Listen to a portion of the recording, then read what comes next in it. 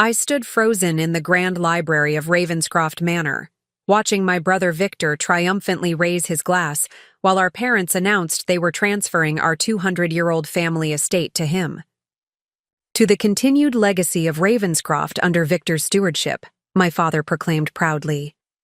What none of them realized was that my grandmother had secretly established an irrevocable trust 15 years ago, naming me as the sole trustee, with complete legal authority over the entire property, and I had been quietly saving the estate from financial ruin for the past decade, while they lived beyond their means. Before we jump back in, tell us where you're tuning in from, and if this story touches you, make sure you're subscribed, because tomorrow I've saved something extra special for you. The invitation to my parents' special family gathering arrived via email on a Tuesday morning, as I was reviewing acquisition proposals for the museum where I served as Director of Historical Preservation. Eleanor, please join us this Sunday. At Ravenscroft, your father and I have important news to share. Victor and Sophia will be attending as well. My mother's message gave no indication that this supposedly joyous family announcement would be the culmination of years of favoritism. Toward my younger brother, I had no reason to suspect anything unusual about this gathering. These family dinners at Ravenscroft had been a monthly occurrence since I moved to the city 10 years ago, though they had grown increasingly strained as the divide between how my parents treated Victor and me widened into an unbridgeable chasm.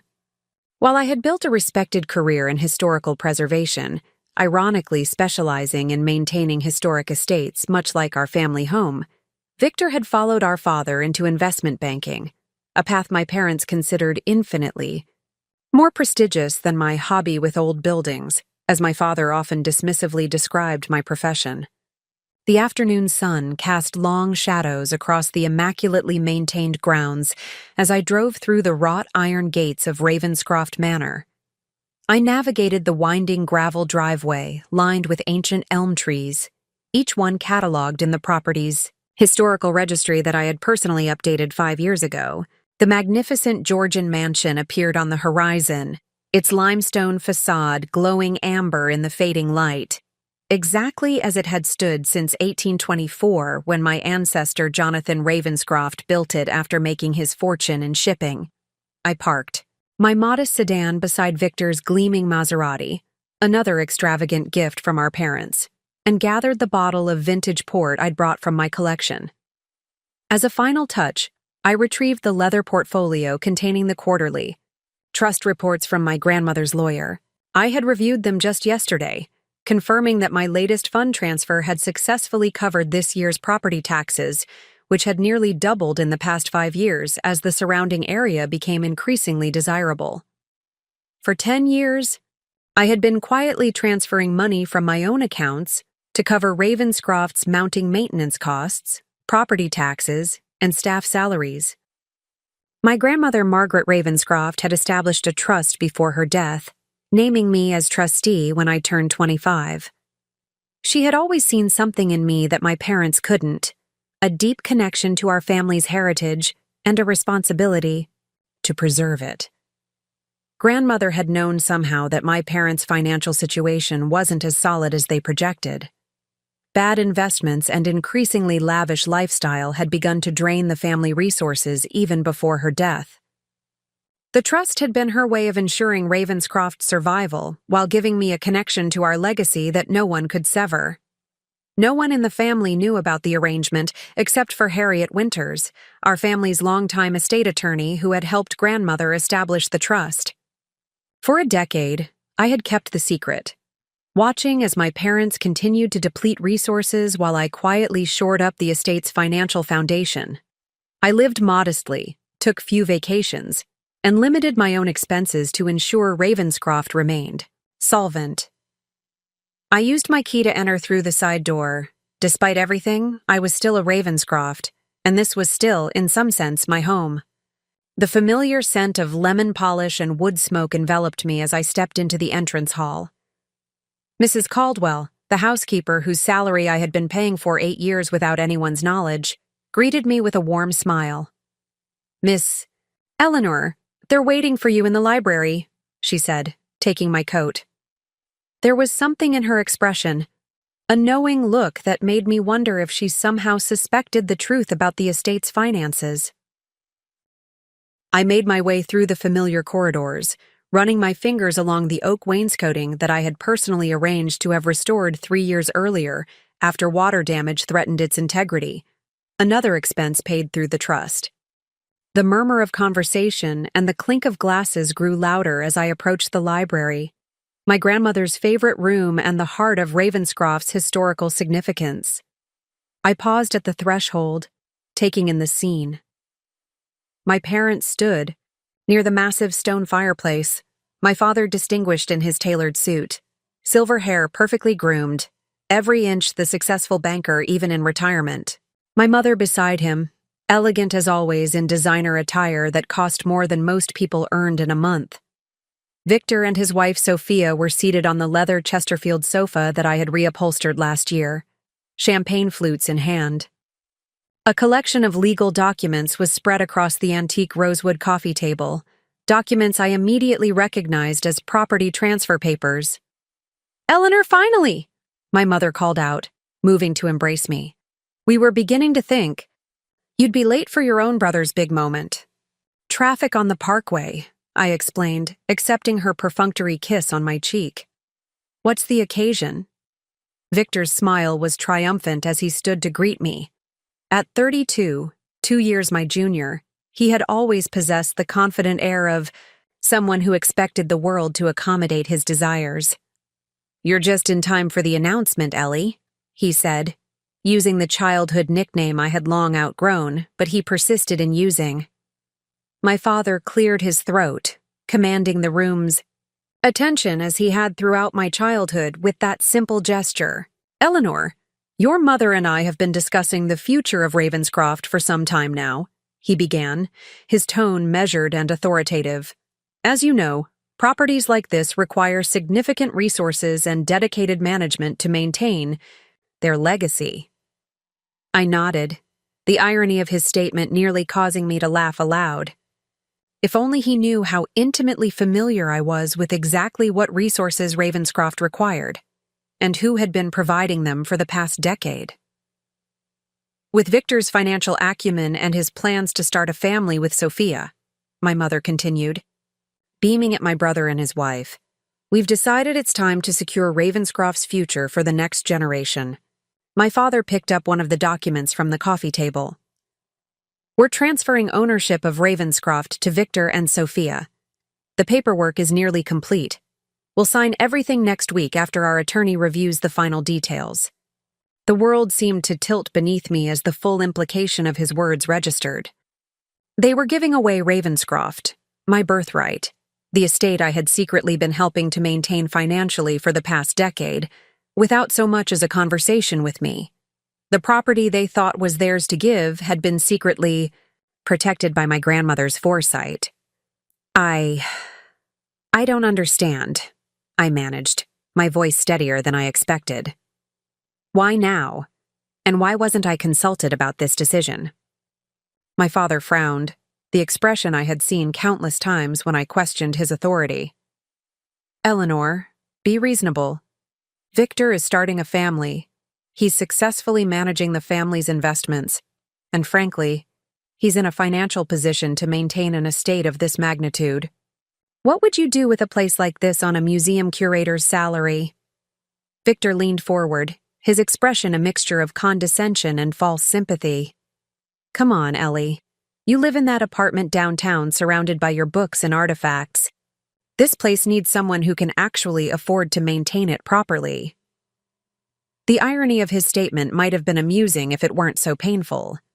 If they only knew that his extravagant lifestyle, the Maserati, the vacation home in the Hamptons, the private club memberships, had been possible because I had been quietly covering Ravenscroft's expenses, allowing my parents to continue funding his pursuits while believing their own financial situation was secure.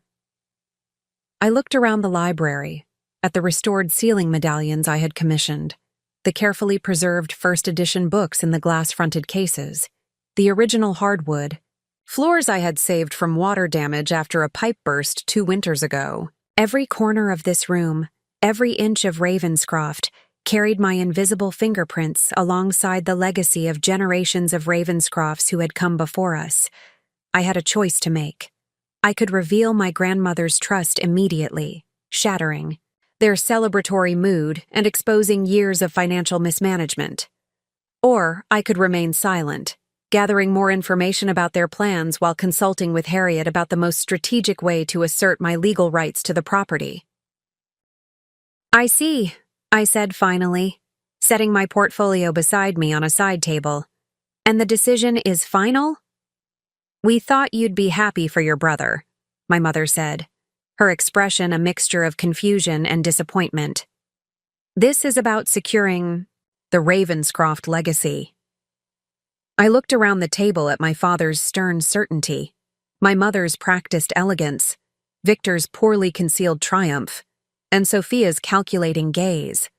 None of them knew that what they were attempting was legally impossible without my consent.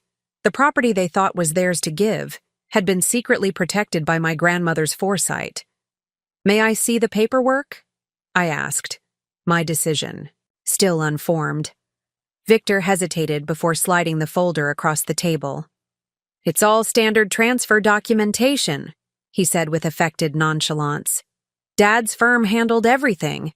I opened the folder, scanning the legal language I had become intimately familiar with through my years managing the trust.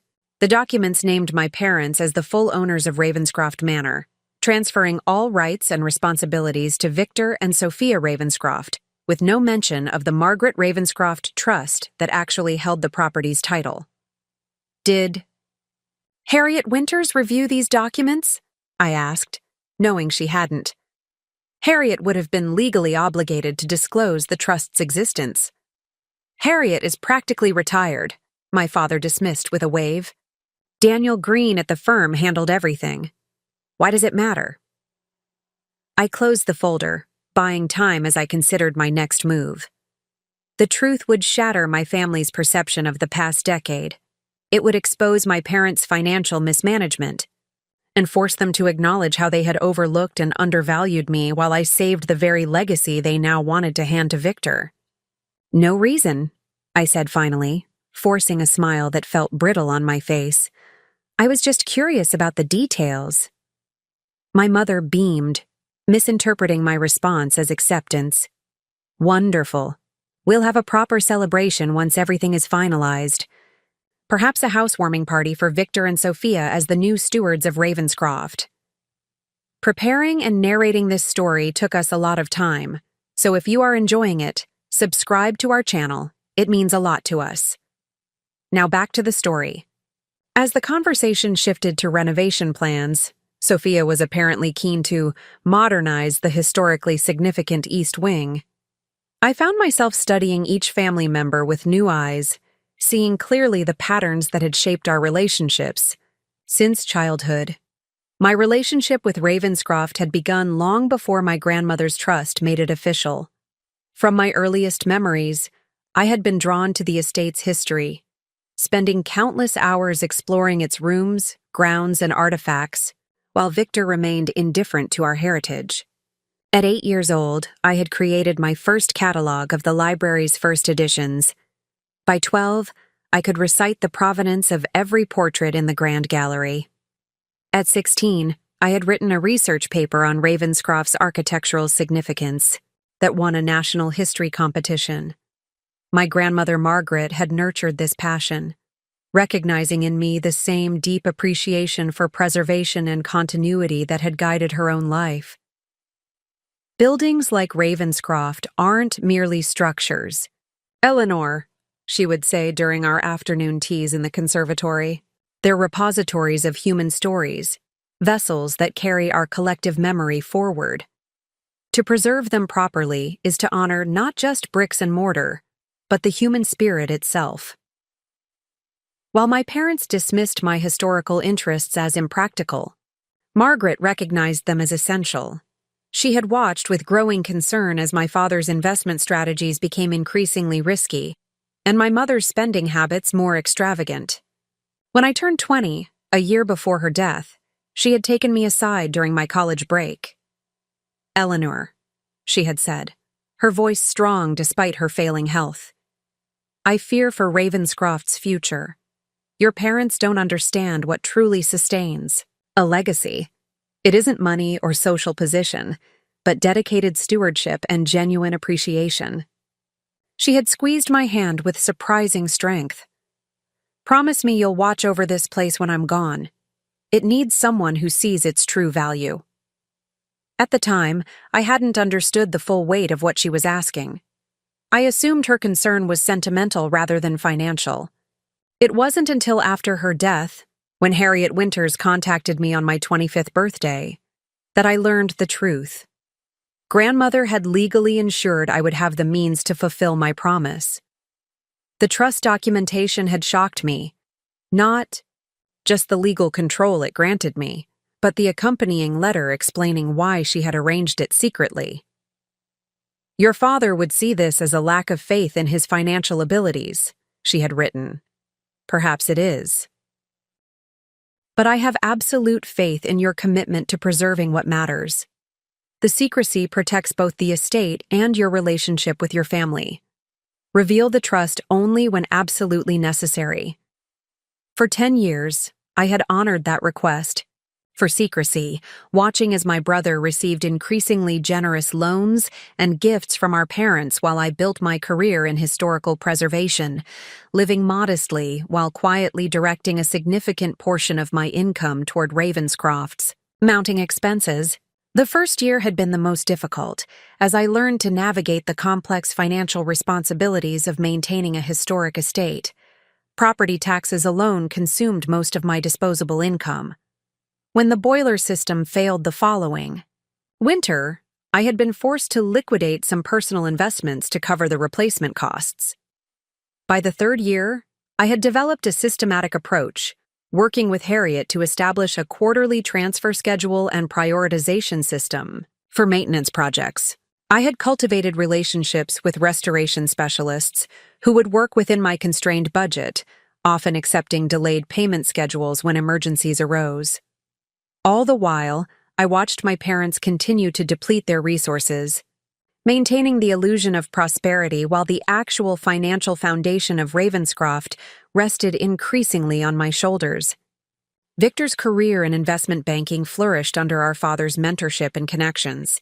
His rapid promotions and bonuses celebrated at family gatherings, while my professional achievements in preservation received polite but dismissive acknowledgement. It's lovely that you enjoy your work, Eleanor, my mother would say, the faint emphasis on enjoy making it clear she considered my career a pleasant diversion rather than a serious profession. Though I still think you could have done so well in art appraisal. The connections would have been so much more substantial.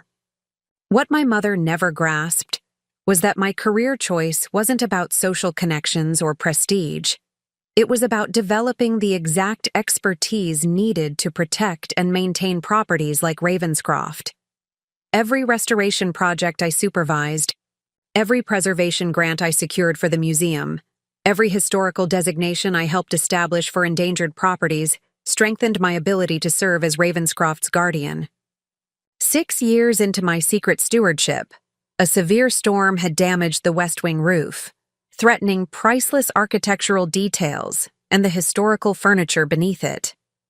The estimate for proper historical restoration came to nearly $150,000, far more than I could manage from my salary alone. I had been forced to sell the small apartment I had purchased and move to a rental, using the proceeds to save Ravenscroft's Western exposure, while telling my family I'd decided home ownership was too restricting for my lifestyle. Victor had smirked at this explanation during a family dinner. Classic Ellie, always taking the unconventional path. Some of us prefer building equity rather than throwing money away on rent. The irony of his statement, as he literally sat beneath a roof I had sacrificed my own equity to restore, had required every ounce of my self-control to withstand without comment. Throughout these years, only Harriet Winters knew the full extent of my financial commitment to Ravenscroft. Every quarter, she would review the trust accounts with me, her expression growing increasingly troubled as the gap between my contributions and my parents' awareness of the estate's true financial situation widened. "Eleanor," she had said during our most recent meeting just 3 weeks ago, "this arrangement was never meant to place such burden on you alone. Your grandmother anticipated you would need to guide your parents toward financial reality, not indefinitely shield them from it." Revealing the trust would destroy my relationship with them, I had argued, though with less conviction than in previous years. They would see it as a betrayal, both grandmothers and mine. Harriet had fixed me with the penetrating gaze that had likely served her well through decades of legal practice. And allowing them to give away property they don't actually own wouldn't be destructive? The truth will emerge eventually, Eleanor. The only question is whether you control that revelation or circumstances force it upon all of you. Now, watching Victor and Sophia eagerly discuss their renovation plans for a property they would never legally possess, I recognized the inevitability Harriet had been warning me about. The comfortable fiction I had maintained for a decade was reaching its natural conclusion. The East Wing could be completely modernized, Sophia was saying, her interior designer's enthusiasm evident as she gestured expansively. "We're thinking of converting the morning room into a home gym and media center." My stomach tightened at the thought of the historically significant Adams-style moldings and original Georgian windows being sacrificed for workout equipment and television screens. The morning room's architectural details had been personally commissioned by Jonathan Ravenscroft in 1824, inspired by his travels through Europe. Its historical significance extended far beyond our family's personal attachment.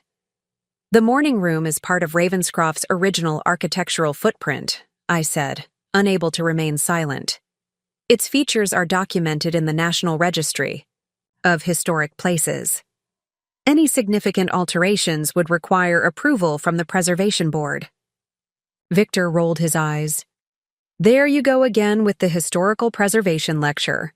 Once we own the place, we can update it to actually function for modern living." "It's not that simple," I countered, professional knowledge momentarily overriding my decision to proceed cautiously. Ravenscroft's historical designation comes with legal protections and restrictions. Violating them could result in significant penalties and even forced restoration. My father frowned. "Eleanor, I appreciate your professional expertise, but Victor and Sophia will be the owners. They'll need to balance preservation considerations with making Ravenscroft their home." The conversation continued in this vein through dinner, with my brother and his wife outlining increasingly alarming modification plans, while my parents offered enthusiastic support. Each proposed change demonstrated their fundamental misunderstanding of both Ravenscroft's historical significance and the legal framework protecting it, regardless of who held the deed. As coffee was served in the drawing room, I excused myself, claiming an early meeting the following day. The weight of the unspoken truth pressed down on me as I gathered my coat and portfolio. "You'll come to the signing next week, won't you, Eleanor?" my mother asked as she walked me to the door. "It would mean so much to have you there for this family milestone." I looked into her expectant face, seeing genuine hope for family harmony alongside complete unawareness of the legal impossibility of what they were planning. "I'll be there," I promised, knowing that the truth about Ravenscroft would emerge, one way or another by then. The only question remaining was whether I would control that revelation or allow it to unfold through legal intervention. As I drove away from Ravenscroft that evening, watching the grand old house recede in my rearview mirror, its windows glowing warmly in the darkness, I knew that whatever choice I made would permanently alter my relationship with my family. The question wasn't whether I would fight for my birthright, but how and when I would make my stand. Monday morning arrived with pristine clarity, as if the universe itself was providing optimal conditions for clear thinking. I arrived at the ID Westbrook Museum of Historical Arts an hour earlier than usual, needing the sanctuary of my office to process yesterday's revelations and plan my next steps. As director of preservation, I had my own space, a modest but elegant office overlooking the museum's Victorian courtyard, its walls lined with architectural drawings and preservation maps that represented my life's work. I closed my door, set down my coffee, and pulled out my phone. It was time to call Harriet Winters. After 3 rings, her distinctive voice answered, carrying that unique blend of warmth and authority that had guided our family through legal matters for over 4 decades. Eleanor Ravenscroft, I was expecting your call after yesterday's gathering, she said without preamble. They're transferring Ravenscroft to Victor, I replied, the reality still striking me as absurd despite having witnessed it firsthand.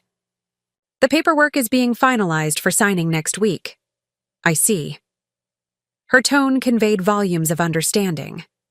And you didn't reveal the trust's existence? Not yet. I needed to consult with you first about the most strategic approach. I paused, organizing my thoughts. They've engaged Daniel Green from my father's old firm to handle the transfer. He obviously hasn't discovered the trust yet during the title search. He wouldn't, Harriet confirmed. The title is registered under the Margaret Ravenscroft Historical Preservation Trust, rather than individual names. Unless someone specifically looked for trust attachments to the property, it wouldn't immediately appear in a standard ownership search. I sighed, recognizing the legal complexity that now faced us. How much time do we have before the transfer process encounters the trust? Given your father's connections and Daniel's efficiency, I'd estimate a week at most before they conduct the comprehensive title examination that would reveal the trust's existence. This timeline aligned with my parents' mentioned signing date, creating a narrow window for me to decide how to proceed. What are my options, Harriet? You have several, none particularly pleasant, she began, her tone measured. You could reveal the trust immediately, which would certainly halt the transfer but create considerable family discord. You could wait until the transfer process encounters the trust, at which point Daniel will be legally obligated to disclose its existence. She paused meaningfully.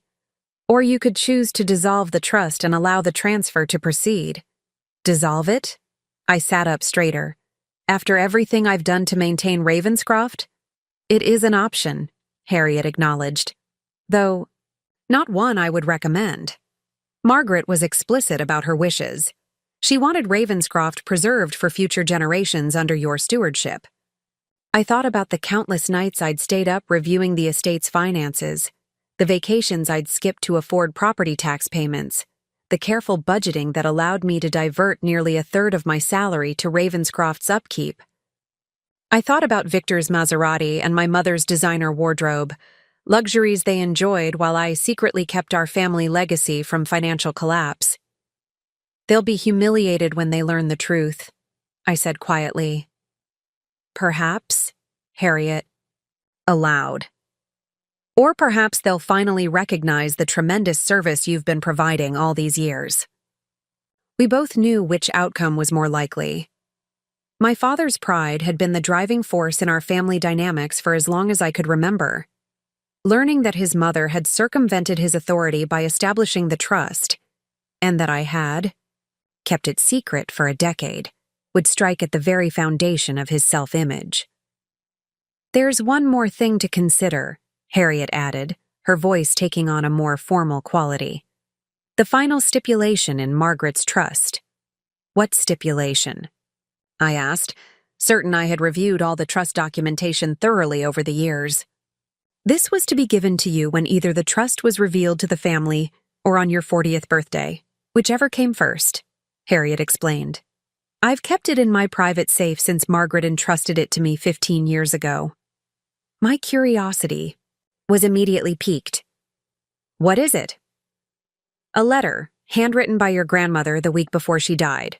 She asked that I deliver it to you personally. I'd like to meet with you today, if possible. We arranged to meet for lunch at the Wellington, a private club in the financial district where Harriet conducted most of her confidential business meetings. The exclusivity and discretion of the establishment made it perfect for discussions of sensitive family matters. I spent the morning in a state of heightened focus, channeling my nervous energy into finalizing exhibition details for our upcoming showcase on endangered architectural treasures. Each property in the exhibition represented a preservation battle, some won, some lost, all instructive about what happens when historical significance collides with commercial interests or neglect. The parallels to Ravenscroft's current situation weren't lost on me. My assistant Marcus noticed my distraction, but knew better than to pry. "The Architectural Heritage Foundation called about your presentation next month," he mentioned as he placed a stack of acquisition proposals on my desk. "They want to know if you'll be addressing the tax implications of historical designations in private residences."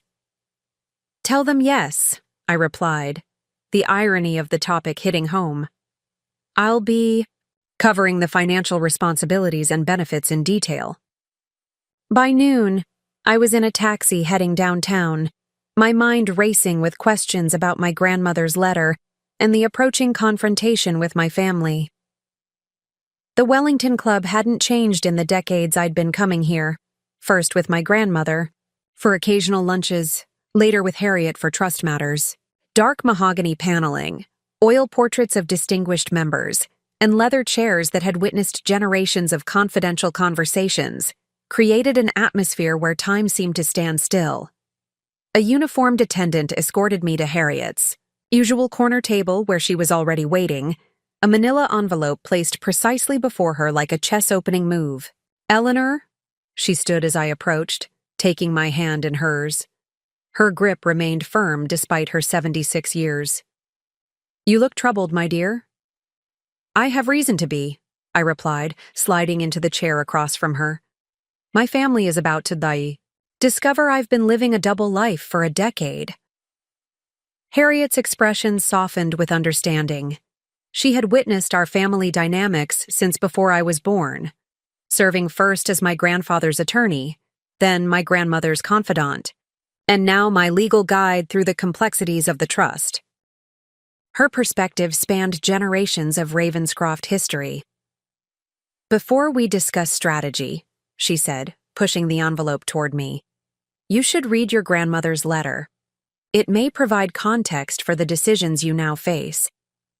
With slightly trembling fingers, I opened the envelope and removed a single sheet of heavy stationery covered in my grandmother's elegant handwriting. "My dearest Eleanor, if you're reading this, either our family has discovered your role as trustee of Ravenscroft, or you've reached your 40th birthday with the trust still intact. Either way, the time has come for you to know the complete truth. Ravenscroft has always been more than a family home. It represents our history, our values, and our responsibility to preserve something meaningful for future generations. I chose you as trustee not simply because I recognized your love for our heritage, but because I saw in you a strength of character that our family desperately needs. Your father and brother possess many admirable qualities, but they lack the vision to see beyond immediate gratification. This isn't entirely their fault. Our privilege has shielded them from developing the wisdom that comes from genuine struggle and sacrifice. The final provision of the trust, which Harriet will explain in legal terms, gives you complete authority to determine Ravenscroft's ultimate fate. You may maintain it within the trust, transfer it to family members of your choosing, or convert it to a historical foundation that ensures its preservation in perpetuity. Whatever you decide, know that my faith in you has never wavered. Your compassion, integrity, and quiet determination will guide you to the right choice, not just for the property, but for our family's true legacy. With love and complete confidence, Grandmother Margaret. I looked up from the letter to find Harriet watching me with a gentle expression. "She knew this day would come," I said, carefully refolding the letter. "Margaret was many things, but never naive about human nature," Harriet agreed. "The trust gives you complete legal authority over Ravenscroft. Your parents' attempt to transfer the property will inevitably fail once the title search reveals the trust's existence. How long do I have before that happens? Given the complexity of the estate and your father's notorious impatience with details, I'd estimate 1 week at most before Daniel discovers the obstacle. 1 week to decide how to handle a revelation that would permanently alter my family dynamics. 1 week to determine whether to assert my legal rights or find another solution that might preserve some semblance of family harmony. Thank you, Harriet, I said, tucking my grandmother's letter into my purse. I need time to think. Of course, she signaled for the check. But Eleanor, remember one thing. Margaret didn't create this trust merely to preserve a building. She did it to preserve values she saw in you that she feared were fading from the rest of the family. Whatever you decide about Ravenscroft, don't lose sight of what your grandmother was truly trying to protect. As I left the Wellington and walked into the bright afternoon sunlight, my phone chimed with a text from Victor. Mom wants to know if you're free for dinner Thursday to discuss color schemes for the main hall. Sophia has some ideas. The audacity was so typical of my family that I almost laughed. They were already planning changes to a property they didn't legally own, inviting me to witness my own displacement from the home I had secretly maintained for years. I didn't respond immediately, instead changing direction and heading toward Westbrook Park. I needed space to think, away from both museum responsibilities and family expectations. Finding a bench near the central fountain, I sat and gathered my thoughts. For 10 years, I had silently shouldered the burden of preserving Ravenscroft, finding a strange satisfaction in being the secret guardian of my family's legacy. There had been a certain power in knowing something my parents and brother didn't. That without my intervention, the estate they took for granted would have been lost years ago. But that secret had also kept me locked in a pattern of martyrdom and resentment. I had enabled my family's illusions about their financial security, while quietly seething at their lack of appreciation for my sacrifices. Perhaps my grandmother had foreseen this too, that the secrecy she initially mandated would eventually become unsustainable, forcing a reckoning that would either break our family apart or forge a more honest relationship among us. As the afternoon light began to fade, I finally answered Victor's text. I'll be there. We have a lot to discuss about Ravenscroft's future. Whatever path I chose, the days of silence and secret-keeping were coming to an end. The truth about Ravenscroft and my role in its preservation would soon emerge. The only question remaining was whether I would control that revelation or allow it to control me. Thursday evening arrived with ominous gray clouds hanging over the city, matching my mood as I drove toward Ravenscroft. I had spent the intervening days oscillating between righteous anger and reluctant compassion, between revealing everything immediately and finding a more measured approach that might preserve some family harmony. My grandmother's letter remained in my purse, its presence, a constant reminder of the responsibility she had entrusted to me, not just for the property but for the values it represented. As I turned onto the estate's long driveway, I noticed additional cars parked near the entrance. A silver Mercedes I recognized as belonging to Sophia's parents, the Blackwells, and a black BMW that likely belonged to Daniel Green, the attorney, handling the property transfer. This wasn't just a family dinner to discuss color schemes. They were moving forward aggressively with their plans. I parked beside the carriage house rather than in the main circular drive, a small act of rebellion. This had been my parking spot throughout high school and college, the place where my first car, a used Volvo gifted by my grandmother on my 16th birthday, had always sat. Victor's vehicles had always occupied the prime position near the front entrance, another subtle reinforcement of the family hierarchy. Thunder rumbled in the distance as I approached the house, the first drops of rain beginning to fall. I hadn't bothered bringing an umbrella, and by the time I reached the front door, my hair was damp and my carefully selected outfit, a navy blue suit that projected both confidence and professionalism, was speckled with raindrops. The door, opened before I could use my key, revealing Sophia in a cream-colored ensemble that probably cost more than my monthly salary. Her smile didn't reach her eyes. "Eleanor," she said with practiced hospitality. "Everyone's in the drawing room. Would you like a towel for your hair?" "I'm fine, thank you," I replied, stepping past her into the foyer. The familiar scent of beeswax polish and fresh flowers greeted me, the work of Mrs. Caldwell, whose salary I had been paying for 8 years without anyone's knowledge. Voices drifted from the drawing room, my father's authoritative tone, my mother's social laugh, the deeper rumble of unfamiliar male voices. I straightened my shoulders, touched the outline of my grandmother's letter in my purse for reassurance, and walked toward the sound. The drawing room at Ravenscroft was designed to impress, with its soaring ceilings, floor-to-ceiling windows, and antique furnishings that had been in the family for generations. I had personally arranged for the restoration of the original William Morris wallpaper 2 years earlier, a painstaking process that had cost nearly $45,000, all from my personal funds through the trust. 6 people turned to look at me as I entered. My parents, Victor and Sophia, an older couple I recognized as the Blackwells, and a young man in his early 30s wearing an expensive suit that screamed corporate law.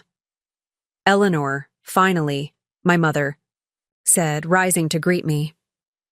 "You remember Richard and Diana Blackwell, Sophia's parents, and this is Daniel Green from your father's old firm.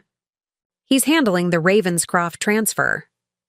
I shook hands with each of them, noting Daniel's firm grip and assessing gaze. He was exactly the type my father favored: ambitious, polished, and utterly convinced of his own competence. "Sorry, I'm a bit damp," I said, taking the only remaining seat, a straight-backed chair slightly removed from the intimate grouping of sofas where everyone else sat. "I got caught in the rain. We were just discussing the timeline for finalizing the transfer," my father explained, his tone making it clear that my tardiness had delayed important business. "Daniel believes we can complete everything by next Wednesday." Next Wednesday? My conversation with Harriet had suggested we had a week before the trust was discovered, but it seemed my father's influence was accelerating the process. "That's faster than I expected." Daniel smiled confidently. "We've expedited the title search and preliminary paperwork. Barring any unforeseen complications, the property will be officially transferred to Victor and Sophia by the end of next week." The irony of his statement, "barring any unforeseen complications," nearly made me laugh. The Margaret Ravenscroft Trust was exactly the type of complication that would bring their entire plan crashing down. "And then we can begin the renovations," Sophia added excitedly. "We're thinking of converting the library into a modern entertainment space, home theater, gaming area, expanded wet bar." I nearly choked on the water I was sipping. The library? My grandmother's sanctuary, with its irreplaceable first editions and custom-built Edwardian bookcases, the historical heart of Ravenscroft. "The library is one of the most historically significant rooms in the house," I said, unable to keep the shock from my voice. "The bookcases were designed by Edwin Lutyens in 1911 specifically for that space. We'll preserve the books, of course," my mother interjected soothingly. "They can be relocated to the morning room." "It's not just about the books," I tried to explain. "The architectural integrity of the space, the proportions, the millwork, the relationship between the built-in elements and the room dimensions, they're all part of what makes Ravenscroft historically important." Victor rolled his eyes. "There she goes again. Eleanor, not everyone wants to live in a museum. Ravenscroft needs to function for modern living." Daniel Green studied me with newfound interest. "You seem quite knowledgeable about the property's historical elements, Miss Ravenscroft." "Eleanor is our family historian," my father said with the dismissive affection he always used when describing my preservation career. "She works at the Westbrook Museum, preserving old buildings and artifacts."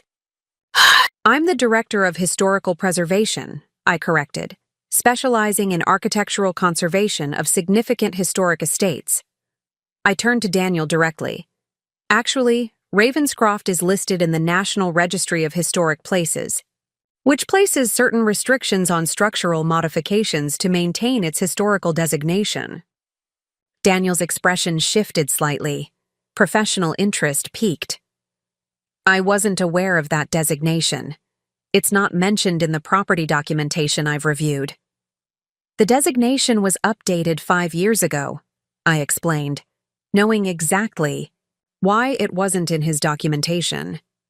I had arranged the updated designation through the trust, another layer of protection for Ravenscroft that my parents had either ignored or remained oblivious to. It provides tax benefits but requires adherence to preservation guidelines for any renovations. My father frowned. That can't be right. I would have been notified about any change in the property's status.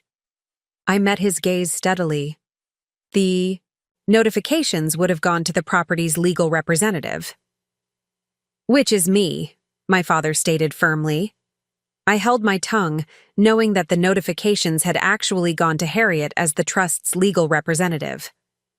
This was the moment I could have revealed everything, explained about the trust, my role as trustee, and the decade of financial support I had provided. The tension in the room was palpable as everyone sensed the unspoken conflict beneath our exchange. But looking at my father's confident expression, my mother's hopeful face, and Victor's proprietary posture, I realized this wasn't the right setting for such a revelation.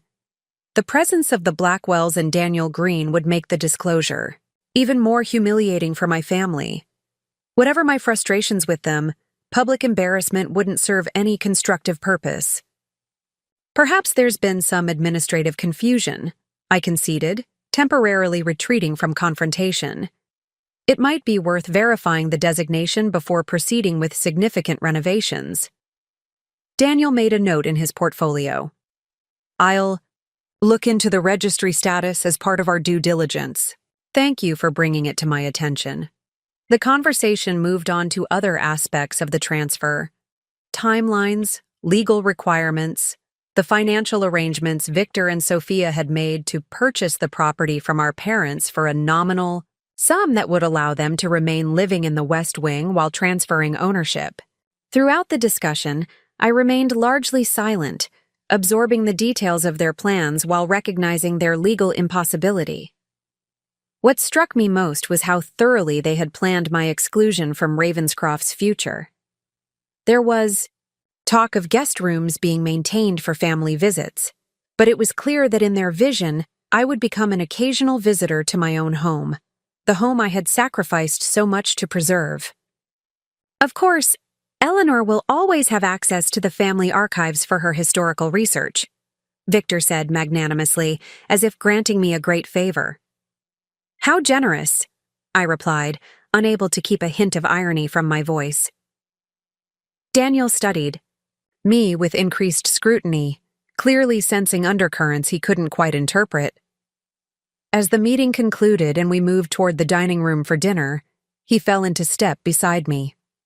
Miss Ravenscroft, he began. Eleanor, please. Eleanor. He corrected himself. Your knowledge of the property is impressive. Have you been involved in its maintenance over the years? This was my opening, a perfect opportunity to hint at my actual role without creating a scene. You could say I've taken a special interest in Ravenscroft's preservation, I replied, carefully. Historical estates require dedicated attention to maintain their integrity. Indeed, he agreed, his tone suggesting he was reassessing something about the situation. If you don't mind my asking, how do you feel about the property transfer to your brother? I paused, considering my response. I believe that whoever takes responsibility for Ravenscroft should understand both its historical significance and the financial realities of maintaining it properly. Financial realities? He echoed, his legal mind clearly detecting the implication. The property assessment indicates it's in excellent condition, with all systems and structures well maintained. That level of upkeep represents significant investment. Yes, I said simply, letting the word hang between us. It certainly does. A flash of understanding crossed his features before he masked it with professional neutrality. I see. Perhaps. We should discuss this further after dinner. Dinner proceeded with excruciating slowness. Course after course emerged from the kitchen as my parents, the Blackwells and Victor and Sophia, discussed Ravenscroft's future as if it were already decided. They talked about renovations to the East Wing, modernizing the library, expanding the master suite, and potentially adding a pool house near the formal gardens. Of course, we'll preserve the historical character, Victor assured everyone, as if this demonstrated his great respect for heritage. The exterior will remain untouched. It's mainly the interior spaces that need updating. I pushed my food around my plate, remembering the painstaking work I had commissioned 3 years earlier to restore the original ceiling medallions throughout the house, another expense I had covered through the trust. Eleanor restored the drawing room ceiling, my mother mentioned unexpectedly, causing me to look up in surprise. She found old photographs showing the original paint design and had it recreated. It was quite impressive. This acknowledgement of my contribution, however small, was so unexpected that for a moment I couldn't respond. I didn't know you had an interest in restoration projects, Sophia said, her tone suggesting she found this odd. There's a lot about me this family doesn't know, I replied, the words escaping before I could reconsider. A brief, uncomfortable silence fell over the table. Well, my father said briskly, the drawing room ceiling is beautiful, and we appreciate your contribution, Eleanor. I'm sure Victor and Sophia will maintain all the historical elements you've helped restore. The conversation moved on, but I noticed Daniel watching me with increased interest, as if reassessing something about my role in the family dynamics. As coffee and dessert were served, the discussion turned to practical matters of the transfer, paperwork to be signed, legalities to be addressed, timelines to be confirmed. My presence seemed almost forgotten until Daniel turned to me directly. Eleanor, as a family member, you'll need to sign a quitclaim deed as well, just to ensure a clean title. I can have that sent to your office tomorrow. A quitclaim deed would require me to relinquish any potential claim to Ravenscroft, an impossibility given the trust. I'll review it when it arrives, I said noncommittally. The evening finally wound down with the Blackwells departing first, followed by Daniel, who shook my hand with particular interest before leaving. I look forward to working with you on finalizing this transfer, he said meaningfully. Family properties can be complicated. His emphasis on complicated made me wonder if he suspected something already. Perhaps the title search was further along than he had indicated at dinner. As I prepared to leave, Victor cornered me near the front door. You were awfully quiet tonight, Ellie. Is something bothering you? For a brief moment, I considered unburdening myself, telling my brother everything about the trust, the decade of financial support I had provided, the truth about Ravenscroft's ownership. But the triumphant gleam in his eyes stopped me. This wasn't the right moment for revelations. Just tired, I lied. It's been a busy week at the museum. Well, Sophia and I appreciate you being supportive about the transfer, he said, clearly interpreting my silence as acquiescence. Once everything's settled, you'll always have a place here. This will still be your family home, too. The condescension in his offer, granting me access to a home that was legally mine through the trust, was almost too much to bear. How generous of you, I managed, reaching for the door handle. I should go. It's getting late. As I drove away from Ravenscroft that night, the rain had stopped and glimpses of stars appeared between breaking clouds. The universe, it seemed, was offering a metaphor for my situation, clarity emerging after storm and darkness. By the time I reached my apartment, I had made my decision. Tomorrow morning, I would contact Harriet Winters and set events in motion. That would forever change my family's understanding of Ravenscroft and of me. Friday morning arrived with the crystalline clarity that often follows stormy weather. I woke before my alarm. The weight that had pressed on me for days transformed into purposeful energy. After making my decision the previous evening, I experienced a strange sense of calm, the kind that comes when you finally choose a difficult but necessary path forward. As I prepared for the day, I selected a structured charcoal suit that projected authority and confidence.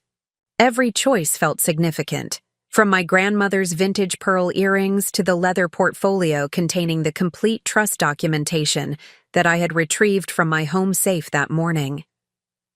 By 7:30, I was at my desk at the Westbrook Museum. The office door closed to signal my need for privacy. I called Harriet Winters, who answered immediately despite the early hour. "I've made my decision," I told her without preamble. "It's time to reveal the trust, but I want to control how and when the information emerges." "I expected as much after our last conversation," Harriet replied, her tone neutral but supportive. "What's your preferred approach?" "Not a confrontation," I said firmly. "I need documentation that clearly establishes the trust's existence and my role as trustee. But I want to present this information strategically, first to Daniel Green, then to my family in a setting where they can process it privately." Harriet's approval was evident in her voice. "A measured approach. Margaret would be proud of your handling of this situation. Can you prepare the necessary documentation today? I'd like to meet with Daniel as soon as possible before he discovers the trust through the title search and informs my family without my involvement." "I'll have everything ready by noon," Harriet assured me. "My office will contact you when the paperwork is prepared." My next call was to Daniel Green himself. His assistant initially tried to schedule me for later in the week, but when I mentioned it concerned the Ravenscroft transfer and potential legal complications, I was connected to Daniel immediately.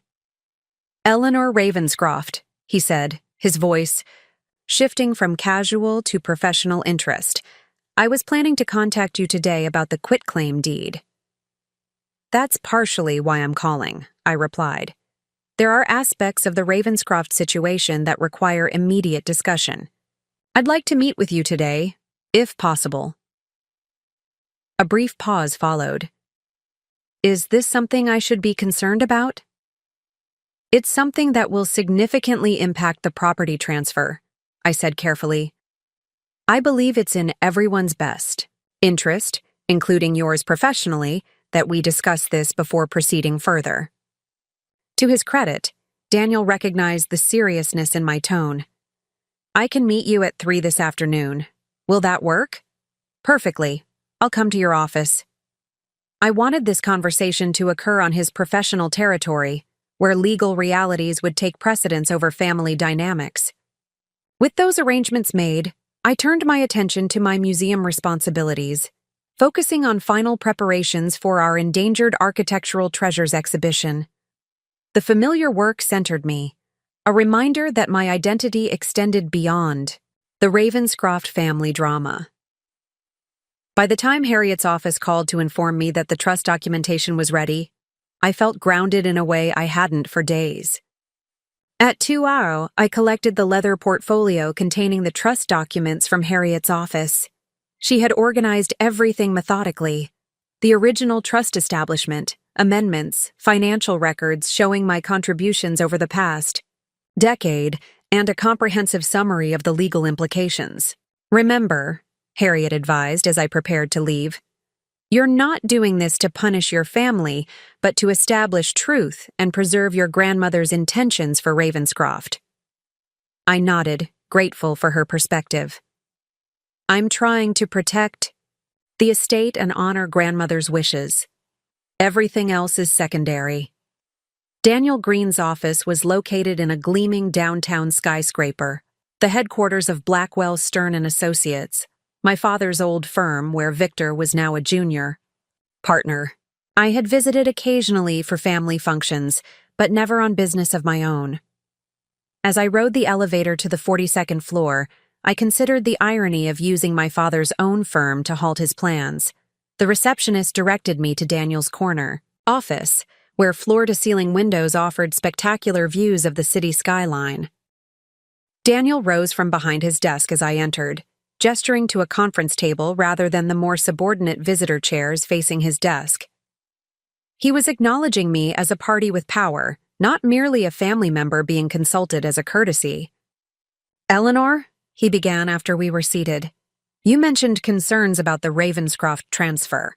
I'd like to understand the nature of these concerns before we proceed." I placed Harriet's portfolio on the table between us. "What I'm about to share will significantly alter your understanding of the Ravenscroft situation. Before I open this, I want to make something clear. My intention is not to create problems for my family, but to ensure that legally binding arrangements concerning the estate are properly respected." Daniel's expression remained professional, but I noticed a flicker of apprehension in his eyes. "Of course. As the attorney handling this transfer, I have an obligation to ensure everything proceeds legally." I opened the portfolio and removed the trust documentation, sliding it across the table. 15 years ago, my grandmother, Margaret Ravenscroft, established a trust that holds legal title to Ravenscroft Manor. I have been the sole trustee of this trust since I turned 25. My parents do not actually own Ravenscroft, despite their belief to the contrary. Daniel's expression shifted from professional interest to genuine surprise as he began examining the documents. He flipped through the pages with increasing focus, occasionally glancing up at me with reassessment in his eyes. "This appears to be legitimate and properly executed," he said finally. "But I'm confused. The title search we've begun hasn't flagged this trust. Because the title is registered under the Margaret Ravenscroft Historical Preservation Trust rather than individual names," I explained. "You would have discovered it eventually, but I wanted to bring this to your attention directly, rather than have it emerge during the process." Daniel continued reviewing the documentation, pausing at the financial records.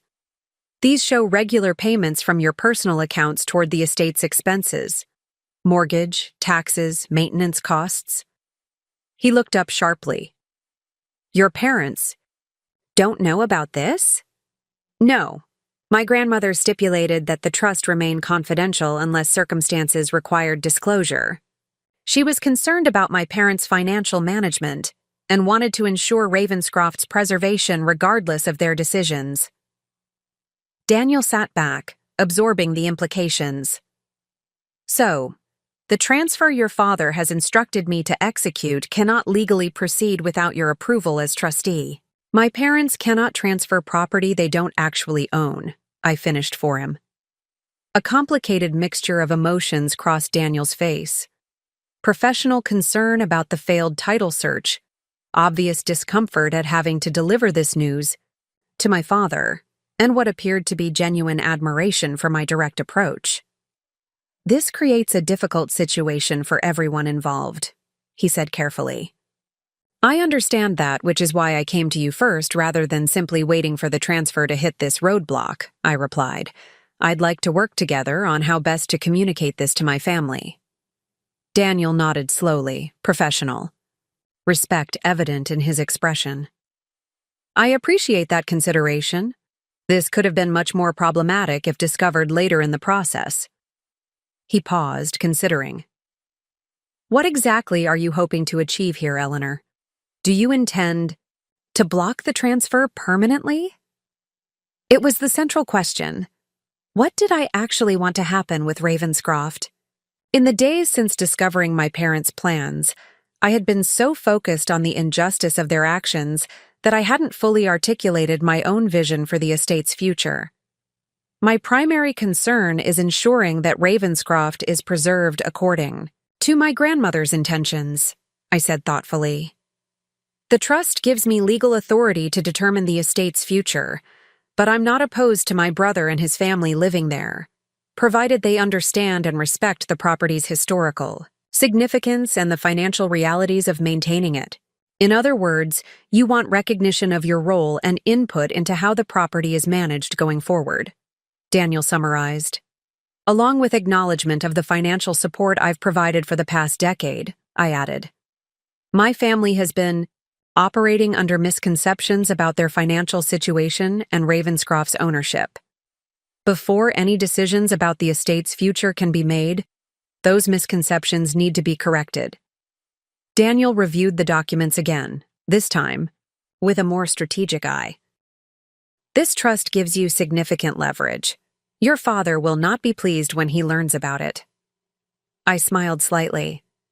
I'm familiar with my father's reactions to having his plans disrupted. How would you like to proceed? Daniel asked, shifting into problem-solving mode. Would you prefer I inform your father about the trust directly, or would you like to address this with your family first? I had given this considerable thought. I believe it would be best coming from me in a family setting, with you present. In your capacity as the transfer attorney, your professional presence will help establish the legal reality of the situation and potentially moderate my parents' reactions. Daniel nodded thoughtfully. A reasonable approach. When would you like to have this meeting? As soon as possible. The longer we wait, the further along the transfer process goes, and the more embarrassing it becomes for everyone when it's halted. Daniel checked his calendar. I can make myself available tomorrow afternoon. Would you like me to arrange the meeting at your parents' home at Ravenscroft? Yes, I decided. Ravenscroft is the appropriate setting for this conversation. The estate itself was, after all, the heart of the matter. As Daniel made notes about the arrangement, I felt a curious sense of calm.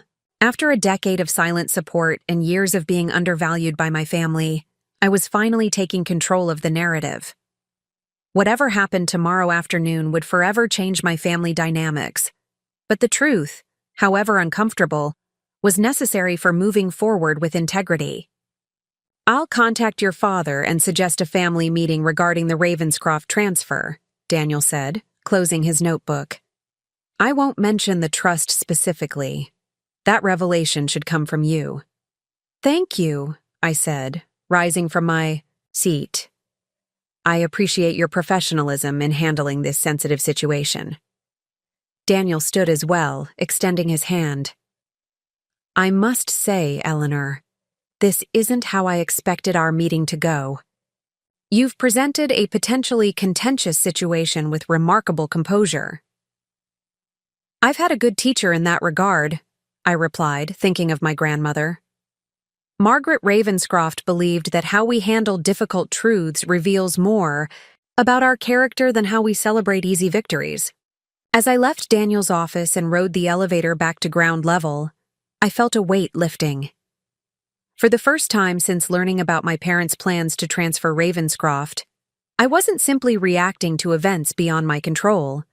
I had taken the initiative, choosing to reveal the truth on my own terms rather than allowing it to emerge in ways that might be even more damaging to my family. Tomorrow afternoon would bring confrontation, likely anger, possibly even temporary estrangement from my parents and brother, but it would also bring honesty, the first step toward whatever new relationship might be possible once the truth about Ravenscroft was acknowledged. As I stepped out into the late afternoon sunlight, I found myself looking forward to tomorrow, with a strange mixture of apprehension and relief. The secret I had carried for a decade was about to be revealed, and whatever happened next, I would face it not as the overlooked daughter, but as the trustee my grandmother had believed I could, be poised, purposeful, and prepared to protect what mattered most. Saturday passed in a blur of anticipation. Daniel had confirmed our meeting at Ravenscroft for Sunday afternoon, informing my parents that we needed to discuss important legal considerations regarding the property transfer. I spent the day at the museum in a state of hyper-focus, channeling my nervous energy into finalizing exhibition details with unusual efficiency. That evening, rather than returning directly to my apartment, I found myself driving toward Ravenscroft. With my family away for the night, my parents at a charity gala, Victor and Sophia at their downtown penthouse, I had a rare opportunity to experience the estate in solitude, to reconnect with the property I had preserved from afar. Mrs. Caldwell had long since left for the weekend, so I used my key to enter through the side door. The house greeted me with the particular silence that historic buildings possess, not emptiness, but the quiet presence of accumulated time. I moved through the darkened hallways without turning on lights, my feet automatically avoiding the creaking floorboard near the conservatory entrance, my hand trailing along the walnut paneling my great-grandfather had commissioned in 1902. In the library, the room Sophia planned to convert into an entertainment space, I finally switched, on a single lamp casting a warm circle of light over my grandmother's reading chair. The space appeared exactly as it had when I spent countless childhood afternoons here, discovering worlds between leather-bound covers, while Margaret Ravenscroft explained the difference between first editions and later printings, between hand-sewn bindings and machine-made. I pulled a volume from the shelf, Austen's Pride and Prejudice, an 1894 edition with gilt edges and marbled end papers. As I opened it, a folded note fell into my lap. I recognized my grandmother's handwriting immediately. Eleanor. I watched you reading this today and saw myself at your age, discovering that strong women have always found ways to determine their own destinies, even within societal constraints. Keep this edition as your own. May you always recognize your worth, even when others fail to see it. Grandmother M. The date at the bottom showed I had been 15 when she wrote this, the same age I had stood up to my father for the first time, insisting on attending a preservation workshop at the local historical society instead of the debutante luncheon he had deemed more appropriate for a Ravenscroft daughter. I had forgotten about this note, this small testament to my grandmother's recognition of who I truly was, long before I fully understood myself. I returned the book to my portfolio, unwilling to leave this personal treasure to the uncertainties of tomorrow's revelation.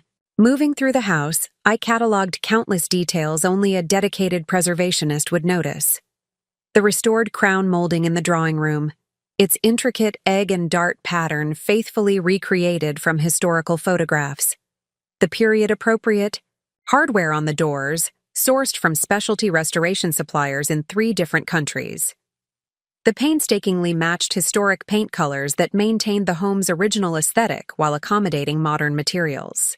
Each element represented not just financial investment, but hours of research, consultant meetings, and careful supervision, all conducted remotely, all funded through the trust, all invisible to my family who simply experienced Ravenscroft as a well-maintained historic home without understanding the deliberate effort required to keep it that way. In the East Wing, where Sophia planned her modest updates, I found myself mentally cataloging the architectural features that would be compromised or destroyed by her proposed renovations.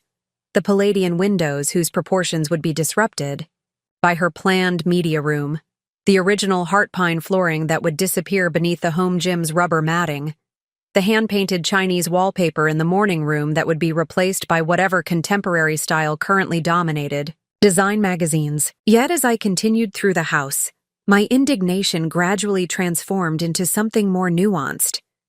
Was I protecting Ravenscroft's historical integrity because of its genuine cultural significance, or because it represented the only domain where my expertise was unquestionably superior to Victor's? Was I resentful of my brother's plans because they threatened the property's heritage, or because they symbolized my family's persistent failure to recognize my value?